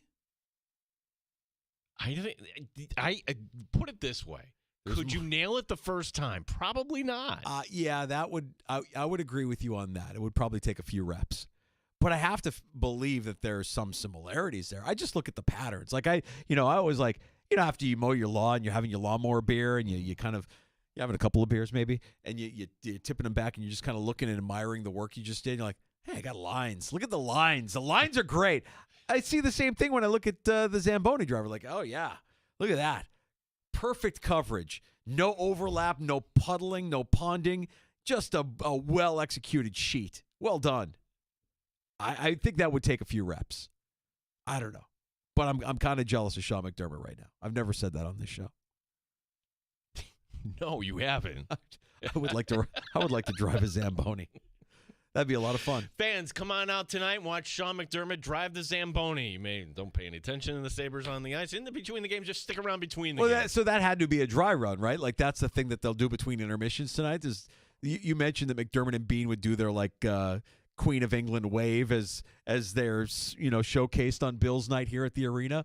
But put McDermott on the Zamboni so he can literally do the Queen of England wave. I would say it's 4:00 on a game night. You're Sean McDermott, even in the off season, right? That's a little early to go down there and be doing this stuff.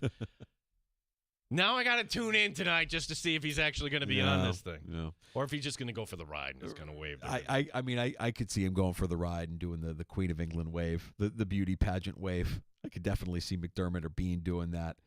And if Shakir is still in town, you have him up in the box and everybody's going to go nuts for him. It feels like a win. San Jose's not great. They won last night. The win last night, I think, was their first in 8 games, something like that. So the Sabres, you need to perform. Come out strong against San Jose. Don't come out sleepy. That's the worst. Okay, so San Jose, 27 times they've played in Buffalo. Sabres record at home against San Jose, 23-3-1. Feels like a win. Feels like a win tonight. Yeah. Whereas Montreal the last 2 nights the last 2 games felt like a loss. Tonight feels like a win. Go get them. You'll hear the action tonight here on the Fan Rochester just after 7 o'clock. I can't wait actually for Friday. Amerks and Laval. Oh, yeah. I'm hoping if Andrew's on the call, I just want to hear the reaction there. It is going to feel like us versus them. It is us versus them. I mean, this is where we're at right now. I mean, it's almost like there's a new Cold War brewing, much like we had back in the 80s. I mean, is Devin Levi, we can't really call him our version of Rocky, but he's wearing the Amerks crest. I mean, you're going into enemy territory. You see, like all the possibilities here, because then, all right, if you are a Canadian reporter, aren't you going to Devin Levi and you're saying, hey, tell me about what's on your chest there? I mean, like Warren Colesville, buddy, I don't envy your job this I just week. don't, you know what? We go to sports to avoid all of this, right? Correct. So I just don't want the media to kind of add fuel to that fire. Are they going to boo the national anthem? Yeah. Okay. Are they going to boo the Rochester Americans? Yes. Of course. Yes, they will. Okay.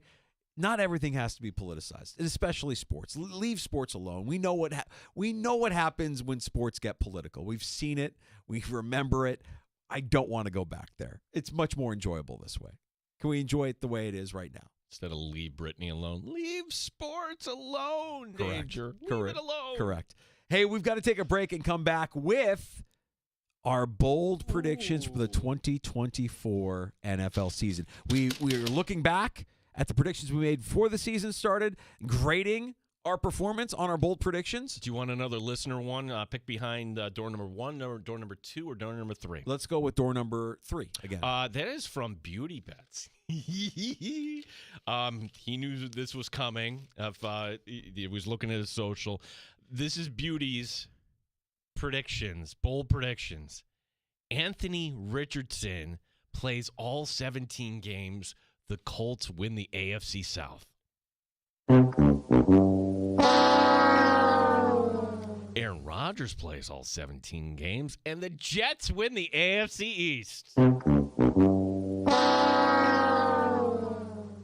Well, I mean, we were all high on Anthony Richardson going into last year, but now he's going to be competing for a starting job. Rodgers did play all 17 games, if I'm not mistaken. Did he miss time last year? He did.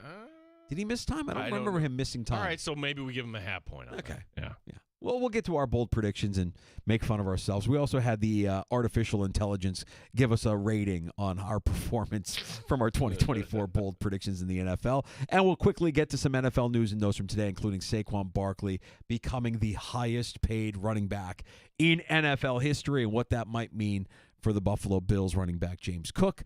All on the way, along with your calls at 866-4326, 866-4FAN.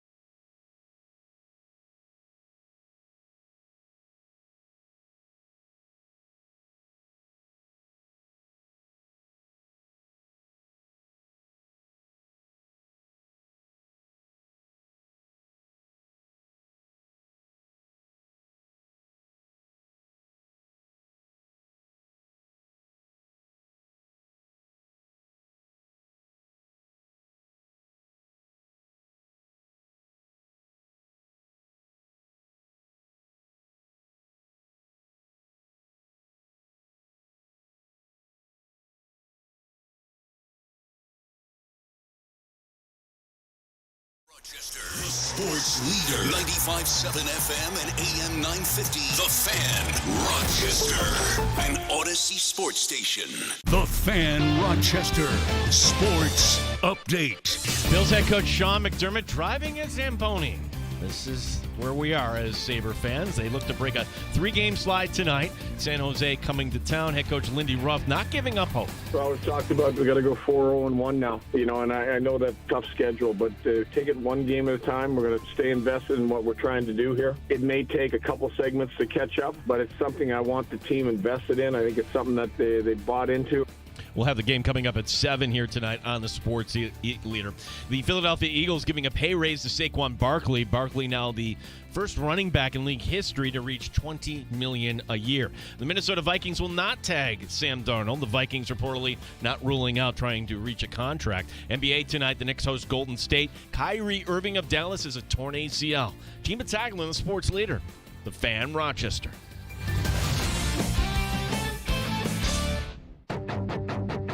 The Sports Bar with Danger and Battaglia. Let's just get back to football season. I've had enough. I think they need to draft a corner. They definitely need to draft on the D-line, multiple players on the D-line. And I think there's a very real possibility they take a safety, too, plus wide receiver. Franchise tagged players, and the franchise tag window closes. Mike Danger. I don't like to talk about myself. Will you allow me just this one time? When people ask me what I do for a living, I should just say, I'm Mike Danger. That's my job. My job is to be Mike Danger, who is an exaggerated version of myself. It's true, though. Gene Battaglia. Like, you're going to a Met game without me? It's not fun. We should be doing the live broadcast. All right. Look, I am jealous. Have the Bears done this to you? The Bears. Is it our time? Is this our season? 95.7 FM and AM 950 The Fan, Rochester. We've got our bold predictions from the 2024 NFL season. We've unsealed them. They've been locked away from, was it August, September? It was a long time ago. We're going to check back on those, grade ourselves here, let the artificial intelligence give us a score on how we did.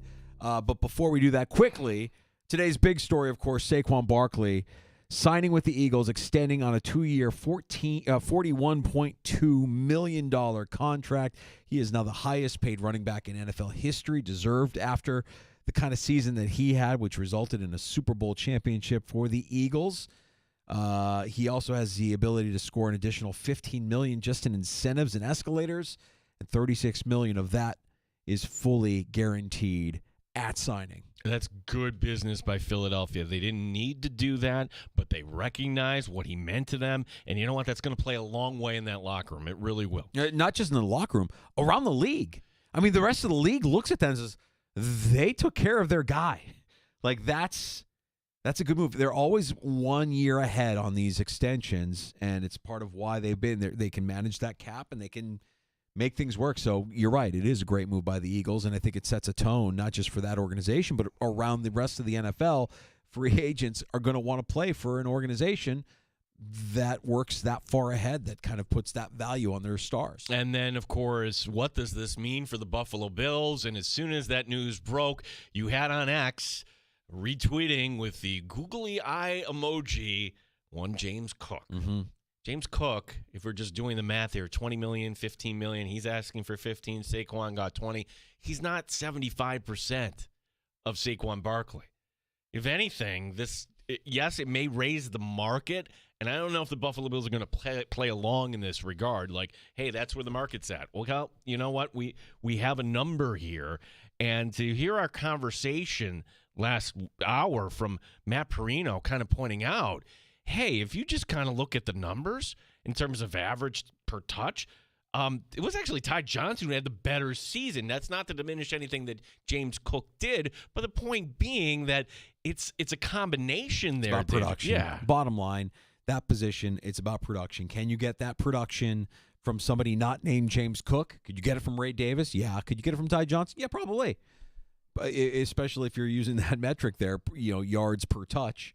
That's what's going to make this offense go. James Cook is a nice player. Of course, they're going to continue to say that they want him to be a part of the Buffalo Bills, and they should want him to be a part of the Buffalo Bills. He will be for at least one more season. But I'm saying get ready to divorce yourself from the notion of James Cook being a Bill long-term at that dollar, at that rate, at $15 million per, because that seems like a little bit more rich than what the Buffalo Bills are willing to invest in that position. They don't put that value on the running back position the way the Eagles just did for Saquon Barkley. We're going to have some fun, okay? And we harken back to the hot days, the dog days of summer, as they say, back in August, where we're so excited for the upcoming season, and we've got our idea how the season's going to go. And once again, I haven't talked to him in years. Andy in Animal Control of the city of Rochester gave me this idea, said, hey, you guys should put down your thoughts on paper, your predictions, seal that envelope, and then a cold day in winter, you open that envelope and you look back at the season. And we're kind of overdue at opening the envelope, but that's what we're going to do right now, Danger. We asked you, the gentle listener, also to write in some of your predictions. And, quite honestly, you just have to laugh at some of this stuff. At the time, it sounded really smart. Let me start here, Danger. You tell me, or tell me if you think I got this right, and you tell me if AI thinks I got this right. Ready? Yeah. The team with the worst record in 2024 does not reside on the East Coast. Yes, the Patriots and Giants will both be unwatchable, but the team that is picking at the top of the 2025 draft will be the Las Vegas Raiders. The win total is projected at 6.5. That's going to go under. Antonio Pierce doesn't make it through the season. Here's the irony. Would Tom Brady, the minority owner, actually bring in Bill Belichick? Mark Davis, the jock sniffer he is, he would love that. But Brady's dad hates the coach, so Davis will back down. I think it's a win, buddy. Yeah. Hey, look, they weren't the worst in the NFL. And you were close. They struggled. Pierce loses his job. I'm struggling with Pete Carroll being their head coach coming up this upcoming season, and I'm going to struggle even more when they name Russell Wilson their starting quarterback and those two reunite. It's really going to be a hard thing for me to adjust to. My first bold prediction for the 2024 season that we're unveiling here and recapping and looking back on, I had the Steelers as a sub-500 team. I mentioned that after starting the season with promise and a few wins over a week's schedule, the gauntlet they face down the stretch will just be too much to overcome. We've talked a lot about their schedule from week 11 on. They had Baltimore, at Cleveland, at Cincinnati, hosting the Browns, at Philly, at Baltimore, home to Kansas City, and Cincinnati to close the season, which was a brutal stretch. My take at the time was they need to go at least 6-3 to start the season. That may still not be enough. Russ gives way to Fields before the season's halfway point. Head coach Mike Tomlin suffers his first losing season in Pittsburgh, even though Steelers fans will claim it feels like he's had 10. Gino, can I get a verdict? No. What do you mean no? No, they didn't live a losing season. They actually look. From the standpoint of the arc of the season, yes, by the end they were on fumes. We could all see that, but they got a lot more out of those quarterbacks than we thought. I had it reversed. I had Russ taking over for Justin. It was actually or I had Justin taking over for Russ. It was actually the other way around. And now the reports are that the Steelers will bring back Justin Fields, that they actually want Justin Fields. Let's go to AI. What does AI say, Danger? Danger, you nailed the fact that Pittsburgh's back half of the schedule was brutal. While they barely avoided a sub-500 record, finishing 9-8, their offensive struggles were real. You were spot on about their weak early schedule inflating expectations. The only miss, Tomlin hasn't had a losing season, but you were close. They give you a hit on that. All right, so AI and I differ on that. Thank you to the Matrix. I appreciate that. Bold predictions. We're revisiting what we said back in August. This is my next take. The New York Jets will miss the playoffs. Now, is that bold? I mean, they have the longest drought in the NFL. It's not bold. It's the way that this happens that makes it bold. Aaron Rodgers will be terrible. They'll win ugly in the early part of the schedule, but by November, the 40-year-old is shot. Jet fans and New York media will be calling for Tyrod to take over, and Tyrod will be the starting quarterback when the Jets come to Buffalo in December. Not true. Rodgers will be done for the year. It's the 8-9 New York Jets. Mike Danger, this was a team that some are picking to win the Super Bowl. Can I get a verdict?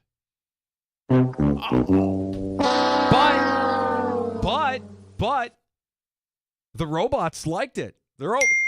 Robot said that this was bold, especially with Aaron Rodgers at quarterback. He was indeed not the solution, and the Jets didn't make the postseason. Gene nailed the Jets going to jet energy even if Tyrod Taylor didn't take over. They gave you a check on that one. This is like literally AI writing our show. I'm telling you what, Gino. Wow. And here's what I like about AI. They're being nice to us about our predictions. They're telling us all we want to hear. It's kind of cool. Before we get to that, Danger, may I sprinkle in a listener? Of course. Yes, and mind you, if you did this, I give you credit because you put your cojones on the line. That's right. Greg, put your name on it, Greg. And I had to look this up. His bold prediction was this, that Josh Allen would have the highest completion percentage of his career. The Bills would win the Super Bowl. Okay, the last part, no, but do we know? I had to look this up. Josh Allen's MVP season, 63.6%. Not his highest. No, that was actually down from 2023 at 66.5. 2020 was at 69.2. This is a project, and Greg, I'm going to give you credit on this. What was Josh Allen's completion percentage if you took away Khalil Shakir? Oh, wow. Do you have that? No. I've got to look that up. I've got to kind of do the math because if that's the case, we may be saying, hey, maybe that offense was kind of mirror-y here. Maybe you've got to improve. But, Greg, good thought there, but we're going to give you the miss on that. My second bold prediction from earlier in the NFL season before the 2024 season, the Giants will finish with the worst record in the league. And it was something that I was saying a lot through the course of the summer. The Hard Knocks access kind of made it look like this is an incompetent team, an unserious franchise. The Giants look incompetent. Daboll acting less than presidential during some moments in the 2023 season. Hard Knocks didn't do him or Joe Shane any favors last offseason. The offensive line is a joke. Does the name Greg Van Roten mean anything? Because Daniel Jones ain't it. Drew Lock takes over behind center at some point in the first quarter of the season after Jones gets thrown into Daboll's doghouse.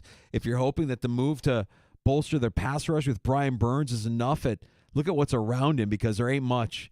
I think things go horribly wrong in the Meadowlands this season. They can't, and they clean house afterwards. The Giants attempt at mimicking the Bills' success with two McDermott disciples fails. Ben Johnson is their new head coach in 2025. Ooh, all right. Kind of glad that didn't work out. All right. Look, I haven't looked at the AI yet. I'm going to give you the credit on this one. You are? Yeah, I'm going to give you the credit because AI agrees with me. Giants were a mess. This is AI. Well, they were not the worst team. They still were a disaster. The Daniel Jones experiment completely fell apart, and the season was filled with dysfunction. They didn't clean house. That's the one that I'm like, God, they held on to him. I can't believe they did that, but they did it.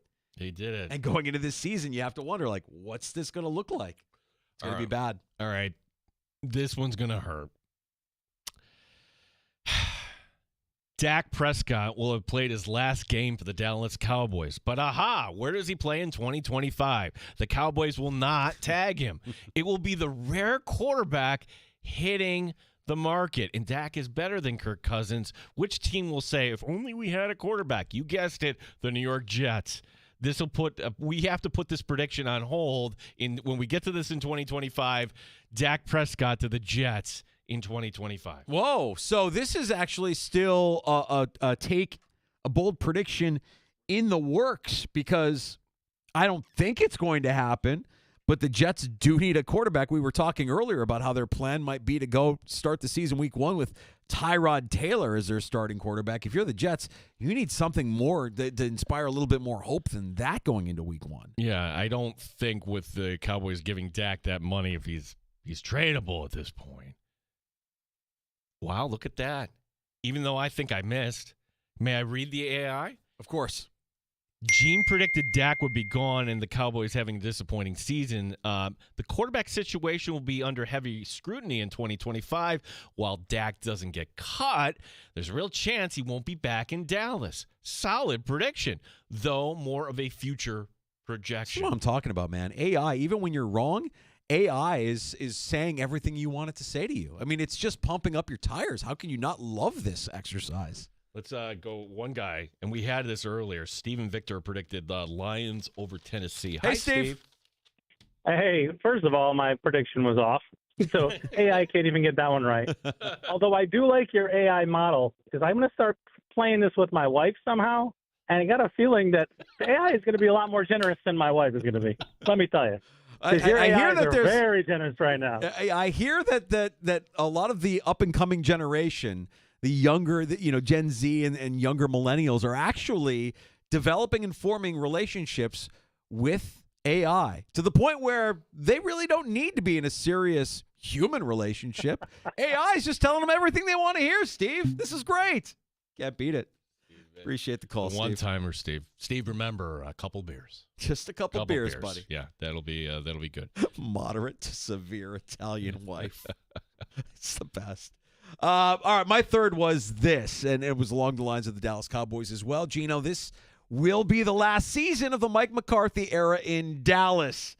But what if I told you your next head coach would be a guy who has stated he never wants to coach in the NFL, a former star for the Cowboys, a man who'll have the chance to draft his own son, a Heisman Trophy finalist in the first round. If anyone can get Deion Sanders to reconsider his stance on coaching in the NFL, it's the league's best sales and showman, Jerry Jones. Sanders will draft his son, Shador, to succeed Dak, and the Sanders era in Dallas will begin. And it doesn't feel like Shador, much like Bronny, is just trying to make the most of his chaotic life he was born into. It sounds like an absolute circus, just the way Jerry wants it. I made that prediction in August.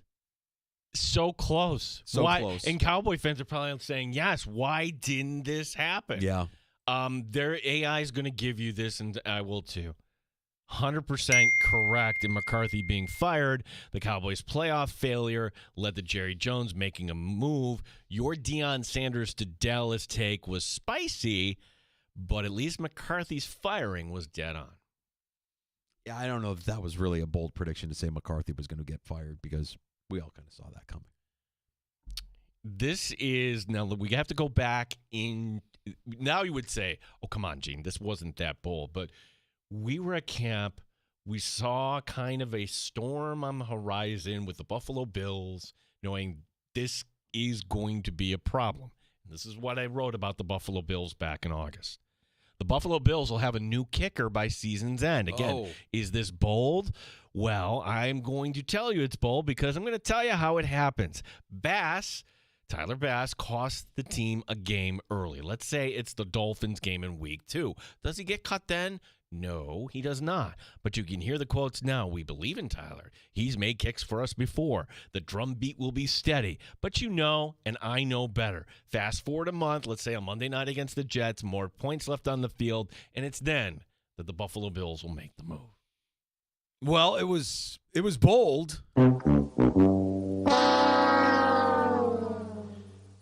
AI says I'm right. Maybe like you and I should have AI wives. Because that was dead wrong. The AI says Bills change kicker. While Gene was bold here, Bass was not cut, but the situation with missed kicks remained a storyline. It certainly was a storyline, and you could trace it back to the end of the 2023 season, the missed kick in the divisional round against the Chiefs. I mean, he didn't have the same confidence that he had early in his career, and down the stretch, it got better, but it was a storyline through the course of the year.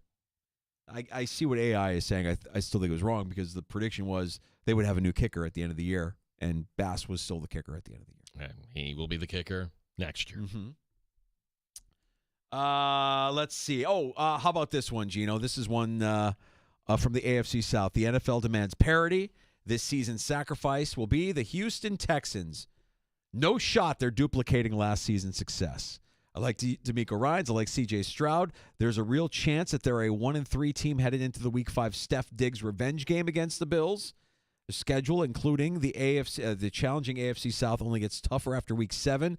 Game in Lambeau, game in the Meadowlands, hosting Detroit, playing at Dallas, at Kansas City in Week 16, before hosting the Ravens on Netflix on Christmas Day. The Texans will not replicate their 10-win season of a year ago and miss the postseason.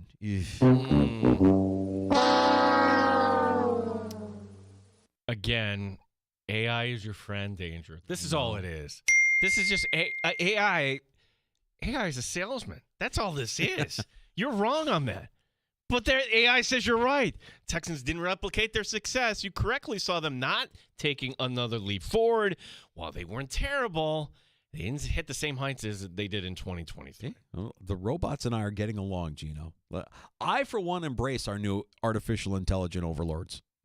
Well, if you think that's bad, listen to this.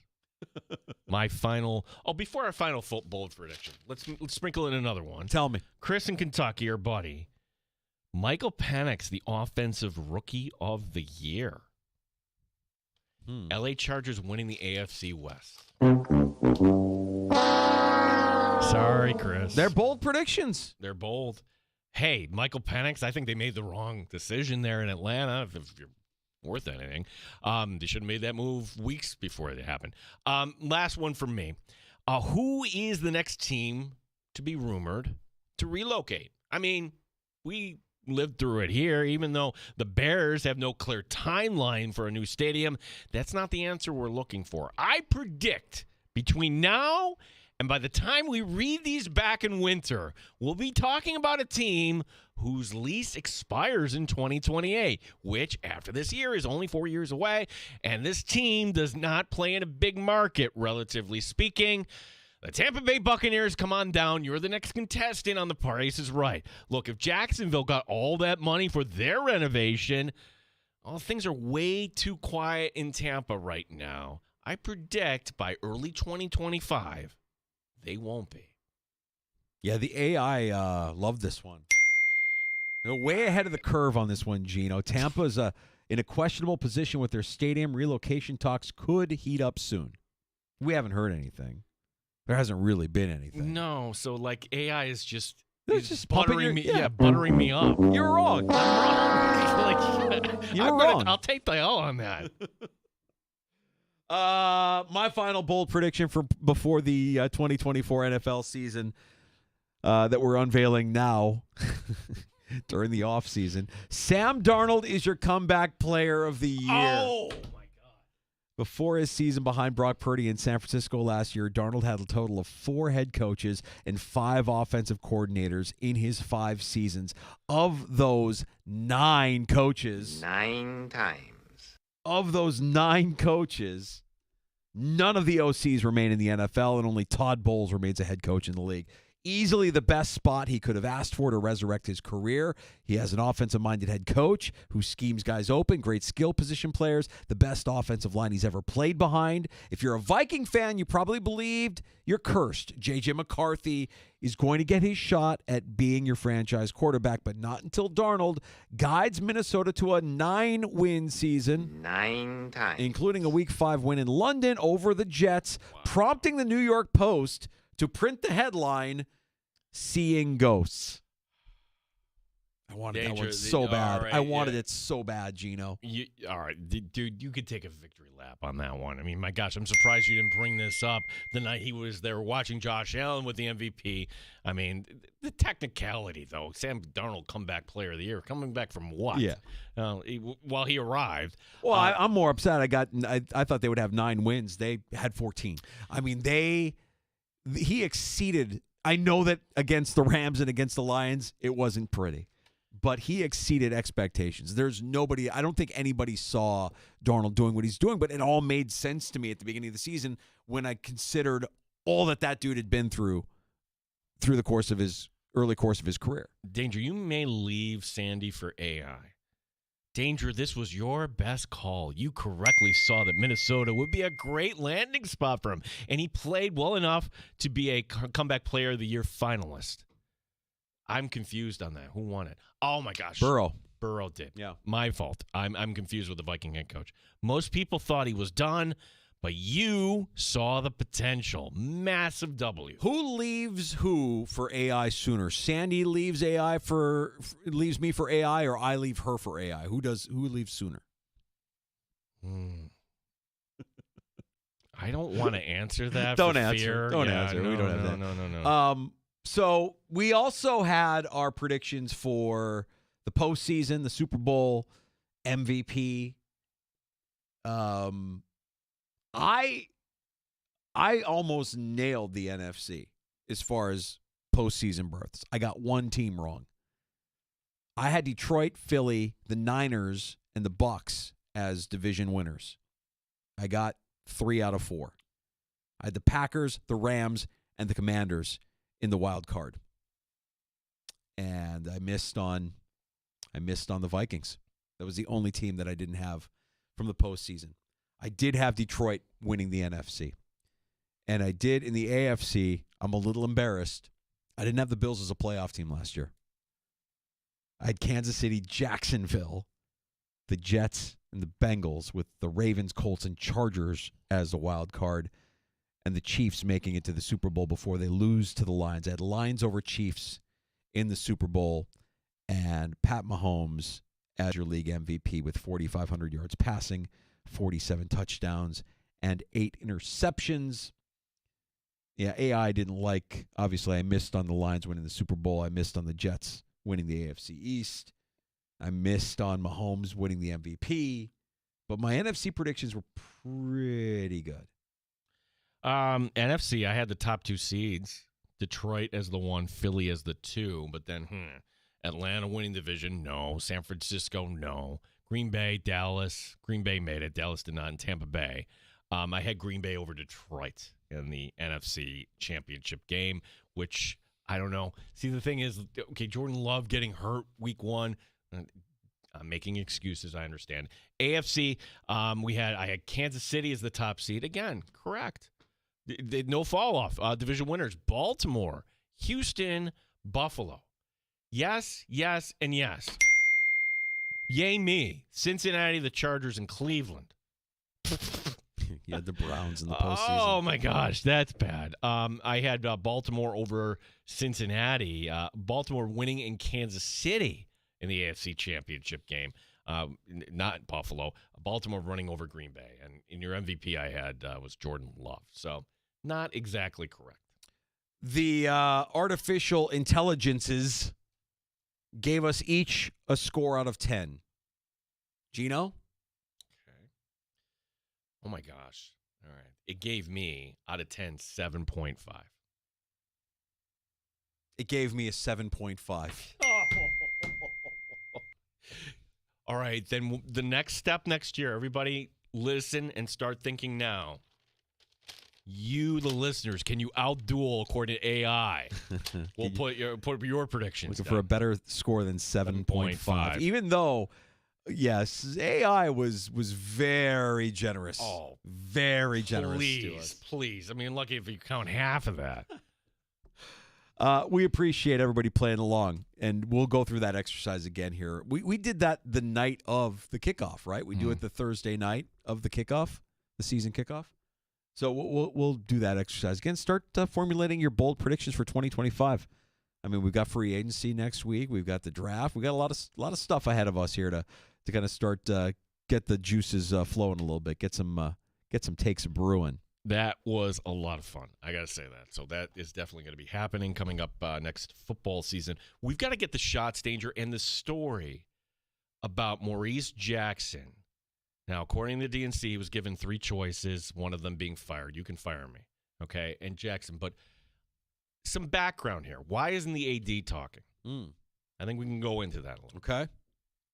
We'll get into that and some other headlines from around the world of sports, a round of shots coming up. And don't forget about last call. 866-4FAN if you want to have the final word in the sports bar. 585-866-4326. You're listening to the Sports Bar.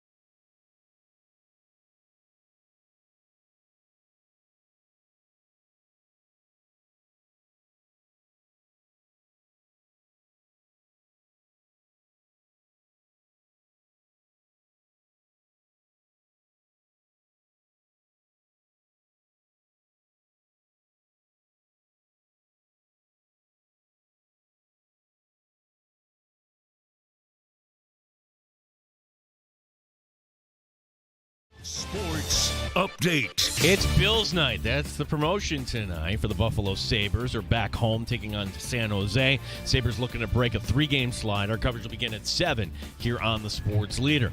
Philadelphia Eagles have given a pay raise to Saquon Barkley. Barkley is now the first running back in NFL history to reach $20 million a year.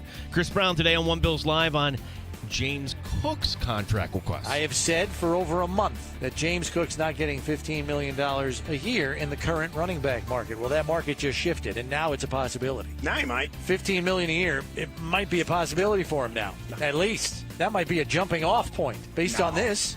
Meanwhile, in Minnesota, the Vikings will not tag Sam Darnold. He could hit free agency coming up next week. Kyrie Irving of Dallas has a torn ACL. Gene Battaglia, the Sports Leader, the Fan, Rochester. The Sports Leader, 95.7 FM, and streaming online at thefanrochester.com and the Odyssey app. This is The Fan, Rochester. All right, happy hour continues in the sports bar with Danger and Battaglia. Let's get to a round of shots. Yeah, let's start off with this Josh Allen nugget that came across this afternoon. He signed according to Adam Schefter, a multi-year deal with Skydance. Okay, what is Skydance? Which already has a joint venture with the NFL, launching a new media company, co-developing and producing original programming.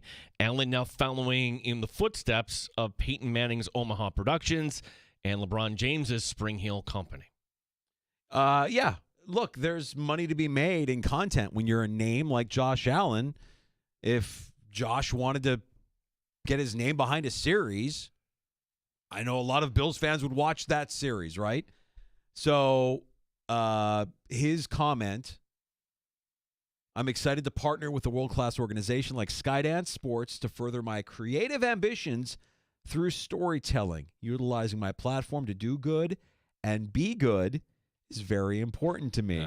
And Skydance is an excellent partner who can help me achieve this goal through the creation of compelling content that aims to inspire. My God. Can this guy do anything that makes us hate him? This guy is, I mean, he's giving off the impression that he does everything right, Gino. Josh Allen is saying all the right things and appears to be doing all the right things. Now content geared at aiming to inspire with this new deal. Good for him. Can't wait to see what he develops, and I think it's time. Give him SNL. He won the MVP. He doesn't need to win a Super Bowl. He's got the chops to do it. Now, have you seen some of what this studio has pumped out in the past?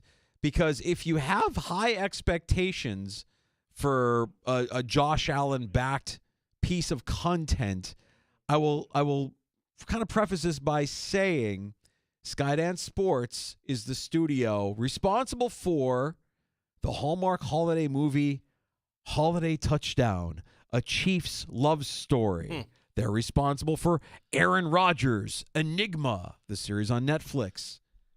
They will be behind the They Call It Late Night series with Jason Kelce on ESPN and the upcoming docuseries America's Team, The Gambler and His Cowboys. Now, the one project that I did watch that I did enjoy was also the movie Air. Remember? Yeah. The good movie. So they've got Allen, and Allen's got a studio. Good for him. The story locally continues to be, I know it's a story if it kind of drags into day 2, but this is a PR lesson for my alma mater, and I need to kind of disclose that up front. I went to Aquinas.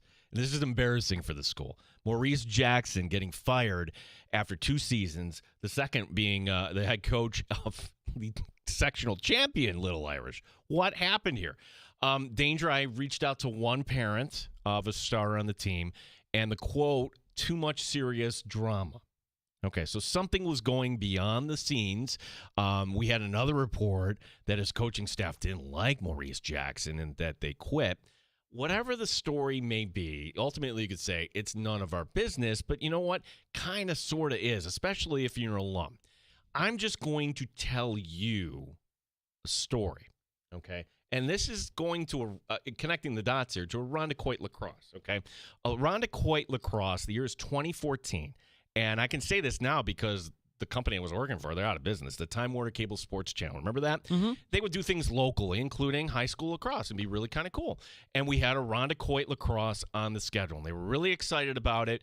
And then 2 o'clock in the afternoon, the athletic director calls the producer and tells us, no, we're not going to allow you guys on campus to do this game. Like, why?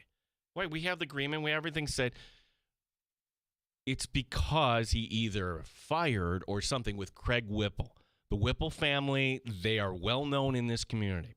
Okay, so to kind of negotiate this, the AD imposing the will on the broadcast, okay, I'm going to let you on, but you cannot mention anything about the previous coach and what happened. So I'm calling a game, and there's a timeout. I have no idea who's coaching Rondequoit that day. That is the same AD, Anthony Bianchi. And Anthony Bianchi at Aquinas, for every alum that wants to know what's going on, Anthony, come from behind the curtain and explain what happened. If you need help, I'm sure you have alums that are attorneys, and they can craft something nice. But some piece of the story is being left out. There was no statement from Aquinas? There was nothing? No. He, the writer, Slaughter for the DNC, the school is only saying that you only respond by email. Okay, well, we're waiting on that. You need to speak. Now, Jackson, he's speaking. He's going on his Facebook page, and he's doing, he's setting the record straight from his perspective and his point of view. Yeah, I mean, I don't really have a story like that to share. I mean, my limited interaction with the coach was you're not allowed in the press box. Go do it. No, that was the athletic director, Bianchi, right? Oh, Bianchi, yeah. But with Coach last year, it was very limited, and they had just beaten Hilton on a Friday night, the final week of the regular Section 5 season last year, and I saw a football team that was, looking like they were ready to win a sectional title, which they ended up doing. So. I'm not going to speculate on what happened or why it happened. No, you gotta explain. Somewhere, if Aquinas wanted to put out a statement, I think that might be a good idea at this point. I mean, it might be too late at this point, but it's too late. It should have been. It's too late. Yeah. It's too late, and and it wouldn't surprise me if there's nothing to this. Just like how Craig Whipple went on with his life, and I would think that maybe like Maurice Jackson, hey, I brought a team in 2 years to the championship here. Yeah, I think everybody will come out of this okay. The Dallas Mavericks ownership has no shame danger. A month after one of the most controversial trades in any sport we've seen in recent years, the Mavs are raising ticket prices by 8.6%. Yikes. Part of the press release reads like this: the pricing adjustments for the 25-26 season will reflect ongoing investments in the team and fan engagement. Ongoing investments like what? Turning on the lights? Cleaning up after yourselves? Anyways, this release came hours before Kyrie Irving tore his ACL. He's out for the year. Yeah, that's a rough look, man. And Dallas, as a fan base, Mavericks fans deserve better. This was a team that was in the finals last year. And I saw some of the images at the end of the game the other night, and the place is desolate. There's nobody there. Like, everybody's fans have stopped going. And this isn't going to play out well for Dallas. They're going to be bad for a while now, it looks like. Another 50-point performance for Shai Gilgeous-Alexander, SGA on OKC. Now a prohibitive favorite to win the MVP. BetMGM, he's now minus 1,000. Next guy is Jokic at plus 500. Another day, danger, another injury in the MLB. Adolis Garcia, the Texas Rangers, has an oblique. He's going to be missing opening day, perhaps, with just opening day 23 days away. Garcia trying to bounce back from a disappointing season, one in which he batted .224 with 24 home runs. I like that we enter the sports bar every afternoon and there's a spring training game on. It puts me in a good mood. Get to see the sunshine in Florida, even though we're here. The Brewers signed former Mets pitcher Jose Quintana today. 1 year, $4.25 million, with another $1 million in bonuses available. Quintana went 10-10 with a 3.75 ERA pitching for the Mets last season, but you just kind of remember his postseason there, and that's kind of why I think a lot of Met fans were kind of surprised that didn't bring him back, especially at that rate. Mm-hmm. All right, there you have it. A round of shots. We come back with last call. Your chance for the final word in the sports bar at 866-4FAN, 585-866-4326.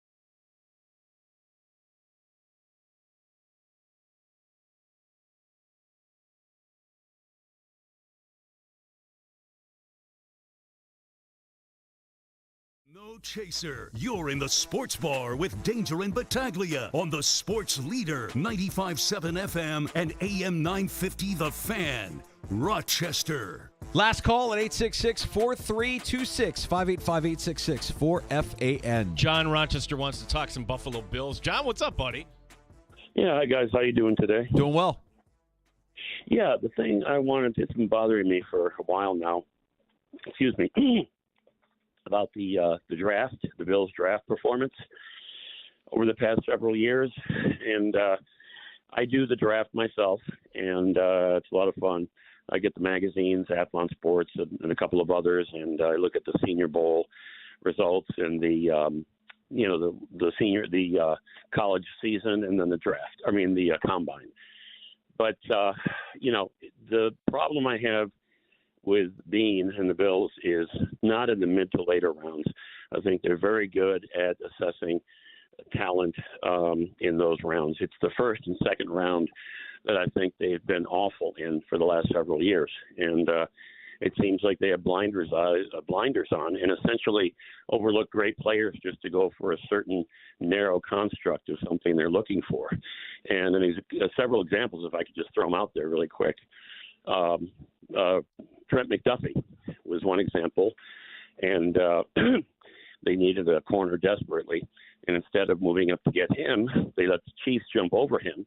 I had picked McDuffie. Actually, I when I did the draft, I always liked him. I saw him play at Washington, and I wanted them to aggressively move up because I knew they needed a great corner. And I was not happy with the pick of Elam because I knew he was not a zone corner. But in addition to that, another year was Creed Humphrey. They took Boogie Basham two spots before the Chiefs took Creed Humphrey, who's now the best center in the NFL. I picked Humphrey, and they could have gotten rid of Mitch Morris, a 31-year-old with a $12 million salary, and had the best center in the NFL on the cheap for 4 more years. And then I'm going for Keon Coleman, bypassing Xavier Worthy, fastest man in the NFL, and the guy I really like, Ladd McConkey, who I actually picked, and he had a fabulous season, 82 catches for almost 1,200 yards this year. So, and the other two guys, one guy, Cooper DeJean, I actually would have even picked him before Keon Coleman. He ended up being one of the stars of the Super Bowl. Yeah. He can play every position in the secondary, and he's going to be a star. So almost all these guys are Pro Bowlers or potential future Pro Bowlers. And if we had a combination of any of those three, we probably would have won a Super Bowl. Yeah, and Mike, I'm not going to cut you off. I mean, you mentioned both Gene and I's draft crushes from last year. I loved McConkey. Gene loved Cooper DeJean. Thanks for the call, and thanks for doing all that homework in there. Yeah, one other thought, because we talk about Kyrie Elam and how they got jumped. Kansas City had a pick right after that. Yeah. George Karlaftis. Yeah, and he's all right, too. Yeah. Yeah, I the only thing I'll say to add to what Mike is saying there, I'm sorry, John, to what John is saying there, John, thanks for the call. I do think that there is something to Bean and McDermott looking for a certain type of personality, regardless of how talented they are. He fell into that trap with Elam. If you have a guy who's low ego, hardworking, doesn't give off star vibes, then we've got a spot for you here with the Buffalo Bills. But would love to continue that conversation with you, John. Feel free to give us a shout anytime. Thanks for that. Sabres hockey coming up tonight at 7 o'clock. San Jose, the opponent. JR Sport Brief next. We're back with a new episode tomorrow starting at 3 here in the Sports Bar on the Fan Rochester. Have a great night.